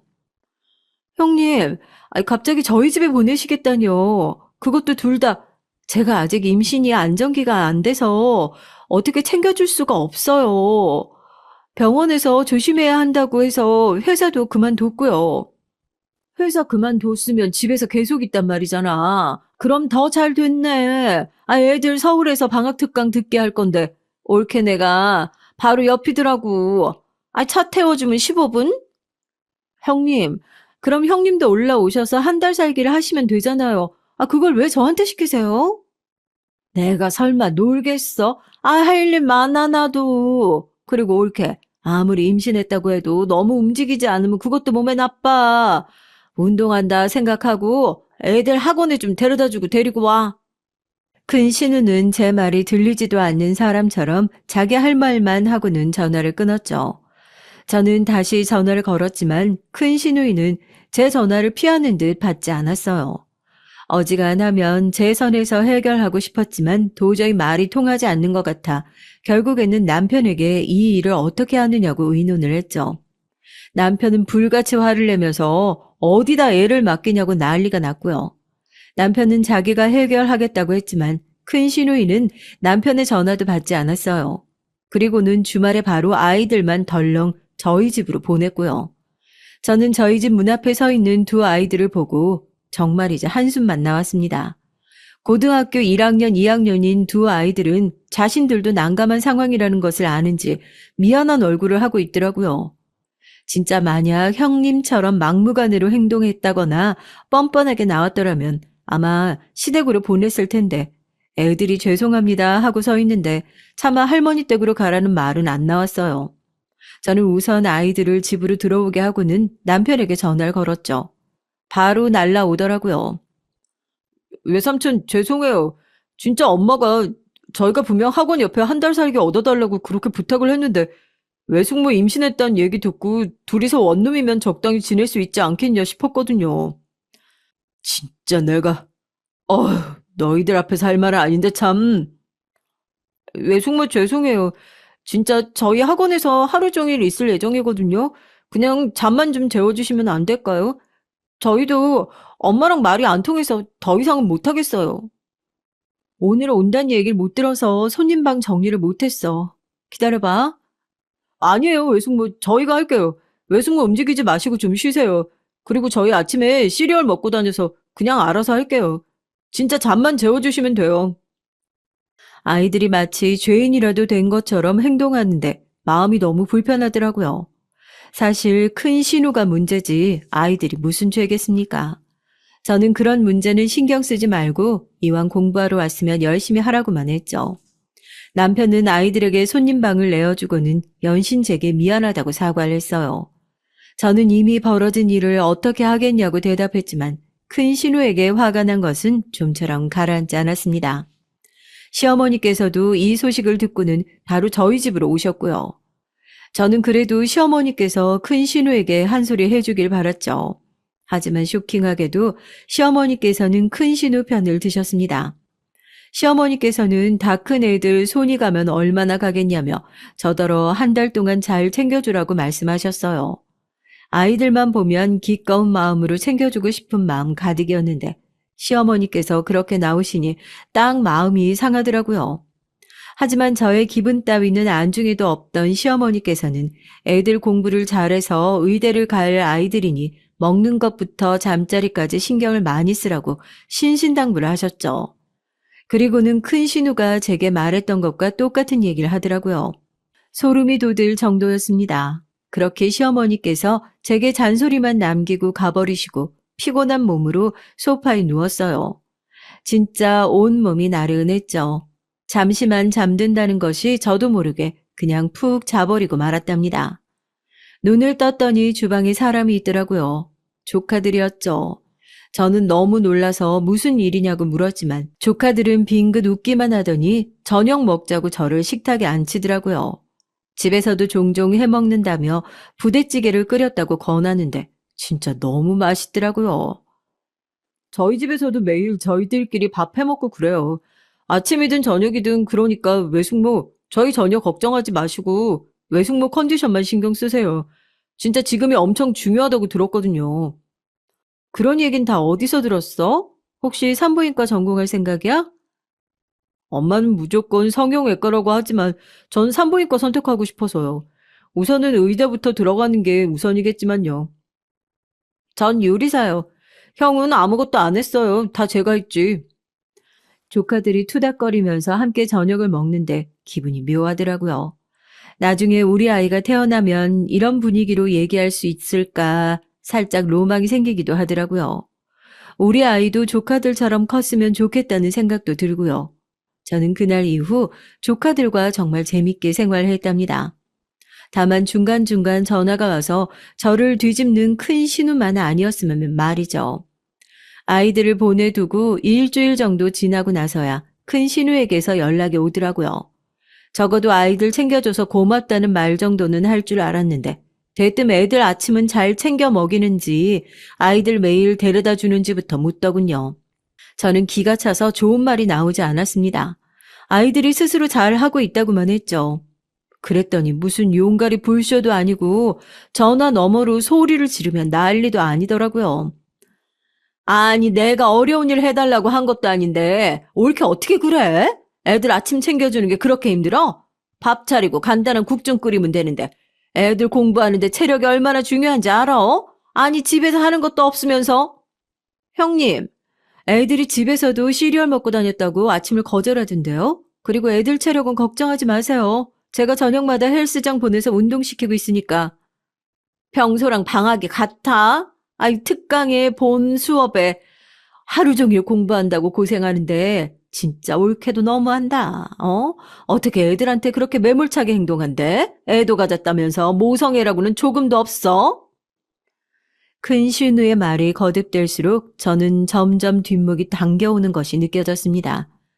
저는 더 이상 말을 섞었다가는 제가 그대로 쓰러질 것 같아서 그냥 전화를 끊어버렸어요. 큰 신우는 바로 다시 연락이 왔지만 받지 않았죠. 저는 숨이 거칠어질 정도로 화가 나서 가라앉히기 위해 몇 번이나 심호흡을 했답니다. 하지만 좀처럼 화를 가라앉히는 것이 힘들었죠. 혹시 아이들을 보고 괜히 화를 쏟아내면 어떻게 하나 걱정했는데 또 아이들 보니까 그런 생각은 들지 않았어요. 그렇게 한 달의 시간을 보내고 저는 다시금 평화를 찾았습니다. 조카들은 이곳에서의 생활이 좋았는지 종종 제 안부를 묻는 문자도 보내주고 살뜰하게 챙겨주더라고요. 귀엽게도 말이죠. 그래서 그 뒤로 방학마다 저희 집에서 보내게 됐지만 크게 신경 쓰진 않았습니다. 배가 점점 불러오면서 친정에서도 종종 집으로 찾아오는 일이 많아졌어요. 검소함을 부르짖는 아버지께서 전혀 생각 못할 모습으로 오셨거든요. 많은 사람들이 잘 모르는데 저희 아버지께서 진짜 알부자시거든요. 강남에 노른자 땅도 여러 가지고 계시고 건물도 있으시고요. 하지만 워낙 그런 것들을 표시 내는 분이 아니셔서 다른 사람들이 보기에는 그냥 퇴직하고 유유자적하는 노인네로만 보인답니다. 실제 저희 시댁 식구들은 저희 아버지께서 그런 사람인 줄 알고 계셨고요. 하여튼 그런 아버지께서 외손주가 생긴다고 생각하니 괜히 기분이 좋으신지 오실 때마다 양손 무겁게 오시더라고요. 깜짝 놀랄 정도로 말이죠. 그 중에는 가끔이지만 제게 주는 선물도 있었습니다. 아버지, 이 가방 뭐예요? 어디서 사셨어요? 이번에 너희 엄마랑 네 오빠 내외랑 프랑스 다녀왔잖니. 거기서 큰애가 너한테 잘 어울리겠다고 하나 사주라고 하더라. 임신했다고 애기 용품만 사주면 너무 속상하다고. 그리고 거기 그 옆에 큰 상자, 그건 큰애가 전해주라고 한 거다. 무슨 기저귀 가방이라는데 비싸기만 하지 다 거기서 거기인 것 같은데 큰애가 얼마나 시간을 들여 고르는지 나 뭔 참. 언니가 고생했네. 아버지 같은 시아버지 모시고 프랑스라니. 이왕 가셨으면 좀 즐겁게 구경하시지. 또 돈만 비싸지 볼 것 없다 소리 하셨던 건 아니죠? 제 대답에 움찔하신 아버지는 어머니가 워낙 좋아해서 그런 말 할 틈 없었다고 하시면서 멋쩍게 웃으셨습니다. 저는 아버지가 선물이라고 주신 가방을 보고 입이 떡 벌어졌죠. 무려 에르메스 가방이더라고요. 딸이 임신했다고 이런 가방을 사다 주실 것이라고는 생각지도 못했거든요. 언니가 선물해준 기저귀 가방도 진짜 아까워서 어떻게 쓰나 싶을 정도였고요. 아버지께서는 제가 너무 놀란 눈으로 보니까 아끼지 말고 잘 들고 다니라는 말씀을 하시면서 건강에 몸 관리만 잘하라고 말씀하셨죠. 기분이 묘하더라고요. 시간은 정말 빨리 흘러 저는 큰 탈 없이 아이를 출산할 수 있었습니다. 딸아이는 남편을 꼭 닮았어요. 남편은 싱글벙글한 얼굴로 진정한 딸 바보였답니다. 거기다 방학마다 학원 때문에 올라온 조카들도 아주 눈이 반짝이면서 딸아이만 바라보고 있었죠. 나름 평화로운 시간들이 이어지고 있었어요. 조카들이 무슨 말을 했는지 큰 신우도 더 이상은 제게 전화를 걸어서 애들한테 이렇게 해라 저렇게 해라 말도 없었고요. 신우들끼리 무슨 약속이라도 했는지 큰 신우가 조용하니까 이번엔 작은 신우가 난리였죠. 그쪽은 좀 더 했던 것이 무슨 일이 있는지 모르지만 이혼을 하겠다고 하고는 덜컥 시댁으로 왔더라고요. 시어머니께서는 무슨 이혼이냐고 난리셨지만 작은 신우는 더 이상은 못 산다고 막무가내였죠. 저는 참 큰 신우나 작은 신우나 똑같이 다른 사람 생각은 일도 안 하고 산다 싶었지만 별다른 말 없이 가만히 있었죠. 그런데 처음 그렇게 이혼을 반대한다는 시어머니께서는 갑자기 무슨 바람이 불었는지 당장 이혼하라고 부추기더라고요. 뭐 그거야 작은 신우 사정이니까 저와는 상관이 없었죠. 하지만 일이 너무 이상하게 돌아가더라고요. 신우이가 너무 충격적인 말을 하더라고요. 갑자기 시댁이 아닌 저희 집에서 지내겠다고 말이죠. 그것도 아이까지 데려와서요. 저는 너무 어이가 없었습니다. 누나가 왜 우리 집에 온다는 거야? 아니, 이혼을 해서 올라올 거면 본가에서 지내면 되잖아. 지금 우리도 정신 없어. 애 키운다고 바쁘다고. 너 누나 이혼한다고 무시하냐? 아니, 언니네 애들도 방학마다 여기 올라와서 지낸다며. 나는 왜 안 되는데? 형님, 무슨 말도 안 되는 비교를 하세요. 애들이야 공부 때문에 어쩔 수 없는 상황이 있고, 그리고 형님께서 여기 꼭 오실 이유도 없으시잖아요. 왜 없어? 나도 이제 취직해야 되는데 여기서 알아보려고 그런다. 왜? 미쳤어? 왜 여기서 알아보는데? 헛소리 하지 말고 본가에서 지내. 우리도 애 키우느라 정신없어. 거기다 내가 말을 안 했는데 이 사람 홀몸도 아니거든? 그러니까 헛소리 하지 마. 남편은 버럭 소리를 지르며 천천히 말씀드리기로 한 얘기까지 거침없이 해버렸어요. 큰애가 돌이 되기도 전에 둘째를 가질 것이라고는 생각도 못했는데 어쩌다 보니 그렇게 되어버렸죠. 작은 신우는 처음 듣는 얘기에 약간 당황한 것 같았지만 자기가 옆에서 저를 챙겨주겠다고 나서면서 무조건 저희 집에 있겠다고 떼를 쓰기 시작했어요. 하지만 워낙 남편이 강하게 나오니 작은 신우는 조용히 물러나더군요. 하지만 저는 본능적으로 이 일이 끝이 아닐 것이라는 생각이 들었습니다. 그런 와중에 미국으로 이민을 간 친구가 한국으로 들어왔다고 저희 집에 놀러 왔어요. 중학교까지 같은 학교를 다니다 고등학교를 떨어져서 다녔는데 갑자기 고등학교 2학년 때 이민을 갔거든요. 저는 너무나도 반가운 마음에 친구와 한참을 얘기를 나눴는데 그러다 제 결혼 사진 얘기가 자연스럽게 나왔어요. 그래서 저는 결혼 이후 한 번도 꺼낸 적 없는 앨범을 함께 보면서 조촐했지만 의미 있는 결혼식 얘기를 했죠. 앨범에는 그날 함께 해준 사람들과의 행복한 사진이 많았거든요. 그런데 그중 작은 신우가 찍힌 사진을 본 친구가 정색을 하며 누구냐고 묻더라고요. 작은 신우라고 했더니 아주 이를 갈며 이 사람이 어떤 인간인지 아느냐고 하더군요. 저는 그런 친구의 모습을 처음 봐서 놀랍기도 했지만 의문이 들기도 했어요. 친구는 한참 동안 사진을 노려보다가 어렵게 말을 꺼내더라고요. 우리 가족이 왜 이민을 가야 했는지 알아? 우리 언니가 도저히 한국에서는 못 살겠다고 그랬거든. 너도 기억하지? 대학 다니던 우리 언니. 우리 언니가 된통 친구한테 당하고 학교에서도 온갖 루머에 스트레스를 받아서 집 밖을 나가지 않게 됐거든. 그래서 이민 갔어. 한국 땅만 아니면 되겠다 싶어서. 언니가? 세상에 무슨 일이래? 친구한테 당하다니? 당시 언니한테 남자친구가 있었던 거 알지? 우리 언니 가장 친한 친구가 그 남자친구를 꼬셔낸 건 둘째고 언니가 이 남자 저 남자 만나고 다닌다고 학교에 소문을 내는 바람에 얼마나 고생했는데 심지어 인터넷에 언니 전화번호 뿌리면서 원나잇 한다고 올려서 하루에 변태들한테 몇십 통의 전화를 받으면서 점점 피폐해진 거지. 안 그래도 멘탈이 약한데 그게 보통 견딜 만한 일이 아니잖아. 저는 친구의 얘기를 들으면서 진짜 인간이 어떻게 그런 일을 할 수 있나 징그럽더라고요.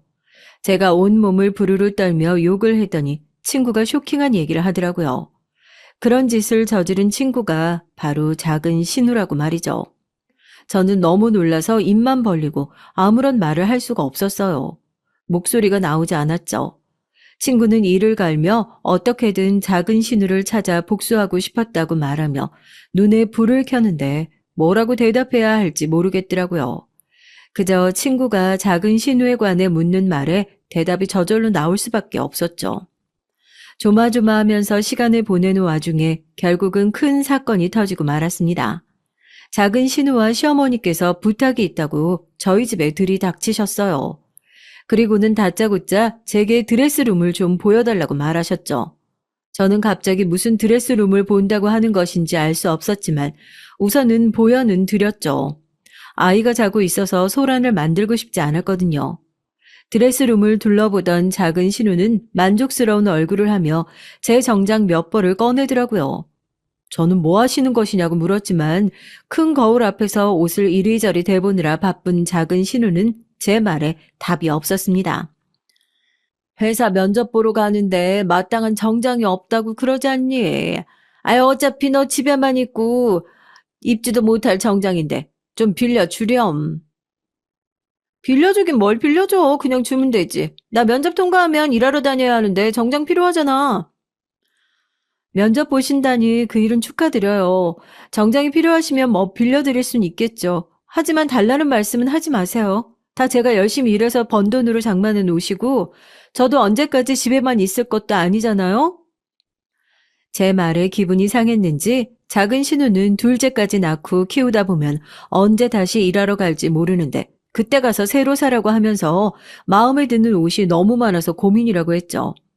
저는 이를 악물고는 면접이라면 가장 무난한 옷이 좋지 않겠냐고 말하며 깔끔한 블랙 정장을 제외한 나머지 옷은 옷장에 다시 챙겨 넣었습니다. 작은 신우는 뭐 하는 짓이냐고 소리를 질렀지만 저는 정색을 하고는 애가 깰 수 있으니까 조용히 하라고 했어요. 시어머니께서도 제가 작은 신우에게 한마디 하는 모습이 마음에 들지 않으셨는지 정장 얼마나 한다고 그런 유세냐고 하셨죠. 돈이 문제였으면 처음부터 옷을 빌려주겠다는 말을 하지도 않았을 텐데 그런 생각은 전혀 못 하시는 것 같았습니다. 작은 신우는 치사해서 그냥 간다고 하면서 옷을 챙기더니 갑자기 뭘 받는지 드레스룸 안쪽으로 가더라고요. 뭐 하시냐고 불러도 대답도 않더니 구석에 가방 하나를 가지고 나왔어요. 친정 아버지께서 사주신 그 가방을 말이죠. 어머, 이 가방 뭐야? 너무 이쁘잖아. 엄마, 어때요? 나랑 잘 어울리지 않아? 그러네. 아이고, 너한테 딱이다. 가방 고급스러운 것 좀 봐. 우리 딸 정도는 돼야 이런 가방도 소화할 수 있는 거지. 내려놓으세요. 그 가방 친정 아버지께서 선물이라고 해주신 거니까. 올케가 이런 가방이 왜 필요해? 기저귀 넣고 다닐 가방이면 충분한데? 아, 이렇게 모셔두는 것도 가방에 대한 모욕이야. 내가 이번 면접 때 잘 쓸게.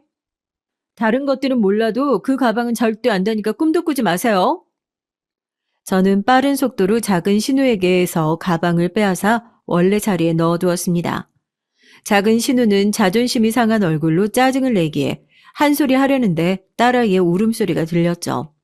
저는 급히 아이에게 달려갔어요. 낮잠을 기분 좋게 자고 일어난 모양인지 금방 울음을 그친 아이를 데리고 밖으로 나오니 시어머니도 작은 신우도 보이지 않았습니다. 신발도 없었고요. 저는 순간 쎄한 기분이 들어 드레스룸으로 들어갔더니 역시나 친정 아버지께서 선물해 주신 가방과 정장 3벌이 사라졌더군요. 저는 너무 화가 나서 머리가 터질 것 같았어요. 바로 전화를 걸었지만 당연히 받지 않았죠. 시댁으로 가려고 준비를 하는데 친구가 집으로 찾아왔더라고요. 작은 신우에 대해 할 말이 있다고 하면서 말이죠. 하지만 저는 친구의 얘기를 들을 정신이 아니었습니다. 제가 자신의 얘기를 듣는 둥 마는 둥 하면서 바쁘게 움직이자 친구도 이상한 낌새를 느낀 것인지 무슨 일이냐고 물었어요. 저는 방금 있었던 일을 얘기하고는 지금 바쁘니 나중에 보자고 말했어요. 친구는 시댁으로 저를 데려다 주겠다고 하면서 자신도 함께 가겠다고 나섰죠. 아무래도 작은 신우이가 있는 앞에서 얘기를 하는 것이 좋겠다고 하면서 솔직히 거절하는 것이 맞았겠지만 저도 바로 고개를 끄덕였습니다. 시댁에 도착하자마자 저는 작은 신우를 찾았어요. 친구가 뒤따라 들어오는 것이 느껴졌지만 저는 모른 척하고 있었죠. 작은 신우는 아예 패션쇼를 열고 있더군요. 정장과 가방을 들고는 거울 앞에서 이리저리 몸을 돌리는데 당장이라도 머리채를 잡고 끌어내고 싶었답니다. 당장 옷 벗고 제 가방 돌려주세요. 제가 분명 안 된다고 말씀드렸죠? 허락도 없이 그냥 가져가시면 절도인 거 모르세요? 형님께서 제 물건을 훔치셨다고요. 아니, 가족끼리 훔치다니, 옳게. 말 왜 그렇게 해? 아니, 내가 좀 쓴다잖아. 시누이가 쓴다는데 그것도 못 해준다는 거야? 네, 싫어요. 제가 형님 면접이랑 무슨 상관이냐고요. 그리고 분명 정장 빌려드린다고 말씀드렸잖아요. 그 옷이면 충분한데 지금 선을 넘으신 쪽은 형님이세요. 아니, 지금 이게 다 무슨 짓이야. 신우가 옷이랑 가방 좀 가져왔기로써니 이렇게 눈에 쌍심지를 켜고 찾아올 일이니? 그리고 윗사람한테 선을 넘었다니 그게 할 말이야? 어머님, 지금 형님께서 저희 집에서 물건을 훔쳐가셨는데 제가 돌려달라는 말도 못한다는 소리세요? 어머님이야말로 형님께서 훔치시는 동안 뭘 하신 거예요? 내가 이 말까진 안 하려고 했는데 너 같은 년이 명품이 어울리긴 하니? 어? 우리 딸 말대로 집에서 그렇게 썩혀두는 것보다는 우리 딸이 가지고 다니는 게 훨씬 낫지. 딱 봐도 우리 딸이 더 잘 어울리잖아. 세아가, 네가 포기하렴. 저는 말도 안 되는 요구를 하시는 시어머니를 바라보며 절대 그럴 일은 없을 것이라고 단호하게 말했어요. 작은 신우는 제 말에는 조금도 관심이 없고 옷을 바꿔 입기 바쁘더라고요. 저는 강제적으로 가방부터 빼앗았어요. 신우는 당장 내놓으라며 마치 자신의 것인 양 말하는데 도저히 참기 힘들었죠. 그 와중에 시어머니께서는 급이 맞는 사람이 들어야 가방에 빛이 나는 것이라며 저더러 그냥 작은 신우에게 넘기라고 말까지 하셨어요. 솔직히 올케는 뭘 들어도 촌스럽고 없어 보이잖아. 내가 들면 누가 봐도 부티가 확실하게 나고. 그럼 가방한테도 내가 드는 쪽이 더 좋은 거 아니겠어? 그러니까 그냥 포기해. 내가 촌스러워서 그렇다고 생각하고. 저는 작은 신우의 말이 끝나기 무섭게 옆에 있던 시어머니의 가방으로 신우의 뒤통수를 가격했어요. 꽤나 큰 소리가 나면서 신우이가 휘청거렸죠. 시어머니께서는 소리를 지르며 어디다 손을 대냐고 욕을 하셨지만 저는 갑자기 체중을 실어 힘을 휘두르는 바람에 팔에 무리가 갔는지 시어머니의 가방을 더 이상 들고 있을 수가 없었답니다. 작은 신우는 고래고래 소리를 지르면서 제가 미친 것이 분명하다고 난리를 피웠어요. 절대 이대로 넘어갈 수 없다는 소리도 했죠. 하지만 그렇게 날뛰던 작은 신우가 친구의 말에 바로 입을 틀어막고 조용해졌죠. 여전하네. 자기 뜻대로 안 되면 소리 지르고 욕하고. 당신이 뭔데 가족이랬겨? 너, 너, 기억은 하나 보네. 우리 언니한테 그따위 짓을 하고도 잘 살아있는 모습을 보고 내가 얼마나 화가 치밀어 올랐는지 알아? 천벌을 받아도 시원치 않을 인간이 결혼도 하고 애도 낳고 아주 잘만 살더라. 작은 신우는 친구의 눈치를 보면서 슬금슬금 뒷걸음질 쳤죠. 하지만 친구는 그런 작은 신우를 놓치지 않았어요. 친구가 작은 신우 앞에 서류를 들이밀자 작은 신우는 홀린 사람처럼 받아서 읽기 시작했습니다. 점점 시선이 아래로 내려갈수록 작은 신우의 표정은 심각해지기 시작했어요. 곁에서 보고만 있으신 시어머니께서도 이게 다 무슨 일이냐고 작은 신우를 붙들고 물었지만 작은 신우의 시선은 서류에서 떨어질 줄 몰랐습니다. 친구는 작은 신우가 훔쳐간 가방을 먼저 챙겨 저에게 넘겨주고는 작은 신우를 가만히 보고만 있었죠. 마지막까지 다 읽은 작은 신우는 더듬거리는 말로 친구에게 어떻게 알았냐고 묻더라고요. 당신한테 복수하려고 내가 얼마나 많은 시간을 기다렸는데 이 사실 지금 재판 중인 남편에게 넘기면 아주 재밌을 것 같은데? 어때? 그건 절대 안 돼.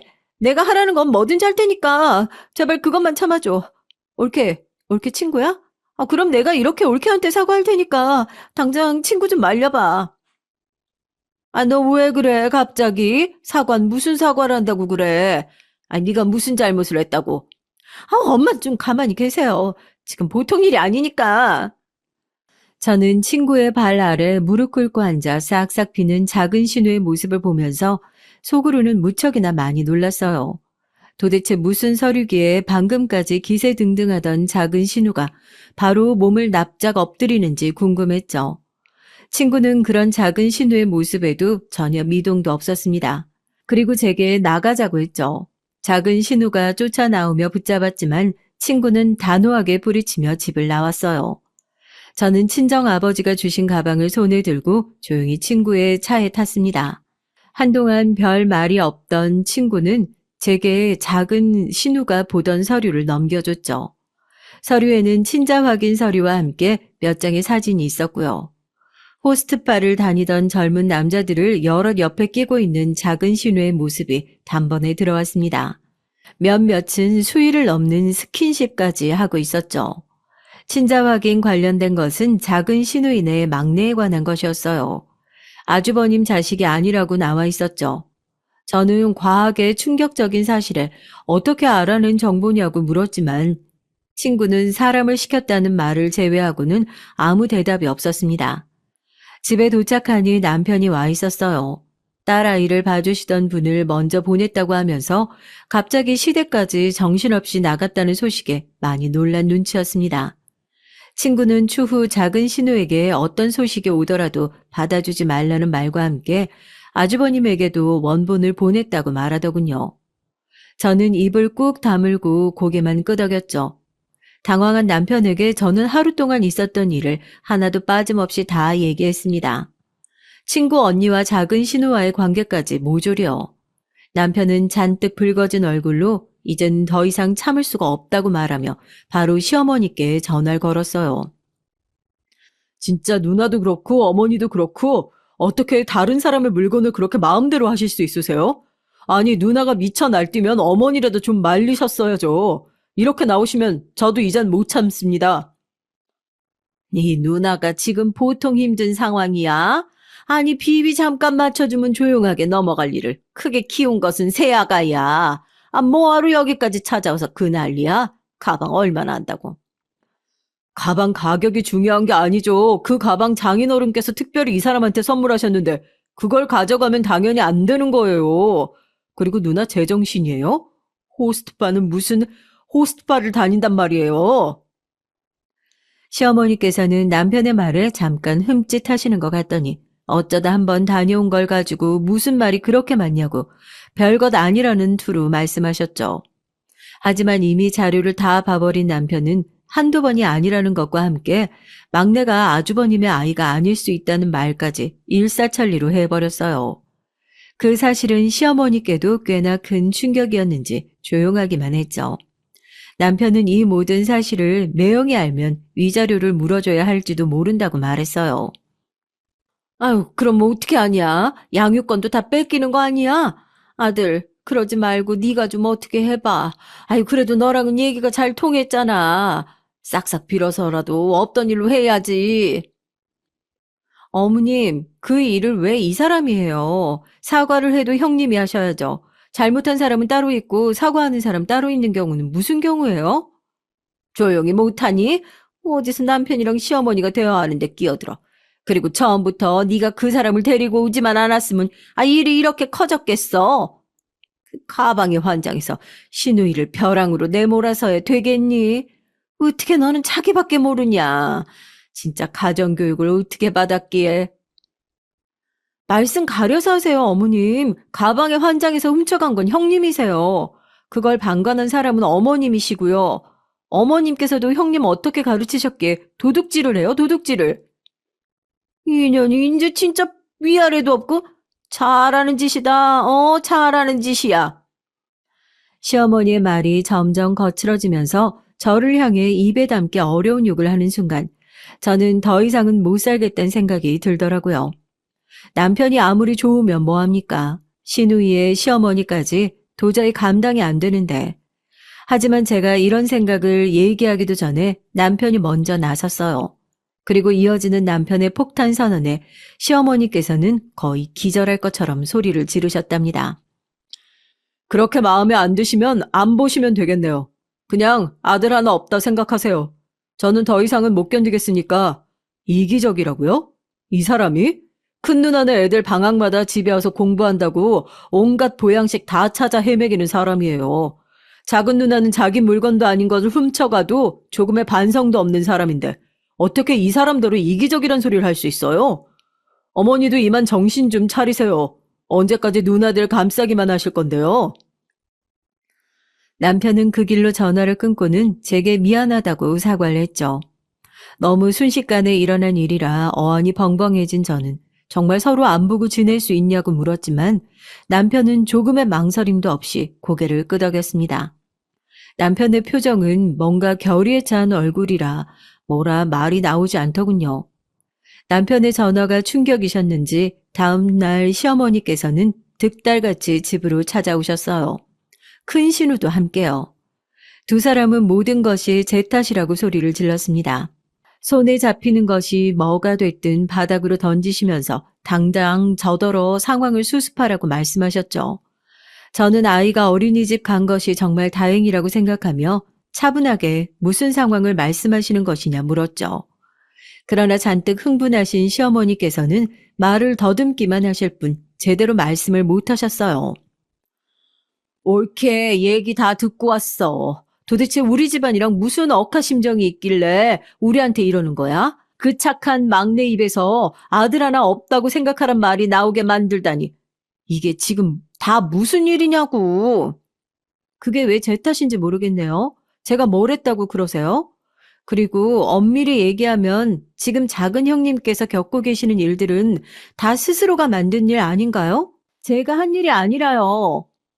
옳게 친구라는 사람이 말도 안 되는 소리가 적힌 자료를 여기저기 뿌린 탓이잖아. 지금 나 몰라라 할 거야? 다 필요 없고 뭐가 됐든 간에 다 네 탓이야. 알겠어? 네 탓이라고. 어머님, 어떻게 작은 형님이 바람 피우고 다른 남자 애를 낳은 것이 왜 제 탓이에요? 그리고 저는 그이한테 아무 말도 하지 않았어요. 어머니께서는 마치 제가 부모 자식 사이 인연을 끊게 만든 사람인 것처럼 말씀하시는데 오히려 그이가 그런 결정 내리게 된 건 어머님 탓이 더 많지 않을까요? 우리 엄마가 뭘 했는데? 올케가 중간에서 이간질 한 것 아니면 막내가 우리한테 이렇게 나왔을 리가 없어. 내가 모를 줄 아냐? 내 앞에서는 이렇게 따박따박 말대꾸 다 하면서 우리 아들 앞에서는 얌전한 척, 피해자인 척 그렇게 해왔으니까 우리 아들이 이렇게 나오지. 우리 애가 얼마나 누나들이며 어머니를 끔찍하게 아꼈는데. 아꼈으니까 충격이 더하다는 생각은 안 드세요? 저는 아무것도 할 수 없으니까 저한테 더 이상 아무것도 말씀하지 마세요. 시어머니와 큰 신우는 이대로 못 간다고 하셨지만 전화 한 통화를 받더니 사색이 돼서 뛰쳐나가셨죠. 무슨 전화인가 궁금하기도 했지만 저는 엉망이 된 집을 치우는 것이 더 급했습니다. 겨우 정리가 끝나고 딸아이를 데려오는데 집 앞에 아주버님이 와 계시더라고요. 깜짝 놀랐죠. 저를 보시고는 먼저 성큼성큼 걸어오시는데 마음이 복잡했어요. 어떻게 첫인사를 드려야 하나, 무슨 말을 해야 하나 복잡했죠. 혹시라도 작은 신우의 일로 화가 나신 건 아닐까 싶기도 했고요. 저는 딸아이를 품에 안고 가만히 다가오는 아주버님을 바라보며 어색한 미소를 지었습니다. 집에 아무도 없어서 걱정했습니다. 혹시나 그 사람이나 장모님이 나쁜 짓이라도 하면 어떻게 하나 싶어서 말이에요. 아니에요. 어머님은 아침에 오셔서 한바탕 하고 가셨고요. 무슨 전화인진 모르지만 급하게 나가시더라고요.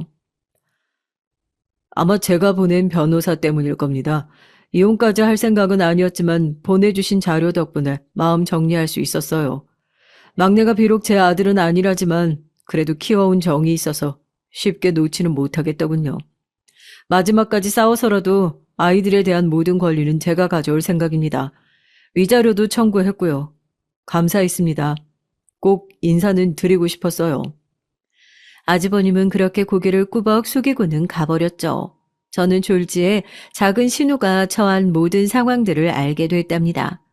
물론 안타깝다거나 아쉽다는 생각은 들지 않았어요. 어차피 다 자기 책임인데 어쩌겠어요. 하지만 문제는 남편이었죠. 저는 남편이 정말 인연을 끊게 될 거라고는 전혀 생각하지 않았거든요. 좀 단호하게 나오긴 했지만 그래도 천륜이라는 것이 쉽게 끊어지는 것은 아니잖아요. 하지만 남편은 정말 깔끔하게 시댁 식구들의 연락을 전혀 받지 않았어요. 몇 번이나 집 앞으로 찾아오던 시어머니와 큰 신우도 언제부터인가 소식도 없었고요. 그렇게 전쟁 같은 순간들이 지나가고 둘째도 무사히 태어나 지금은 두 배로 힘든 육아에 제곱으로 기쁜 순간들을 즐기고 있답니다. 남편이 가끔 멍하게 있는 모습을 보면 마음 한구석이 아프지만 그래도 남편은 지금이 좋다고 말해주더군요. 저는 앞으로도 그런 마음이 변치 않을 수 있도록 최선을 다할 생각이랍니다.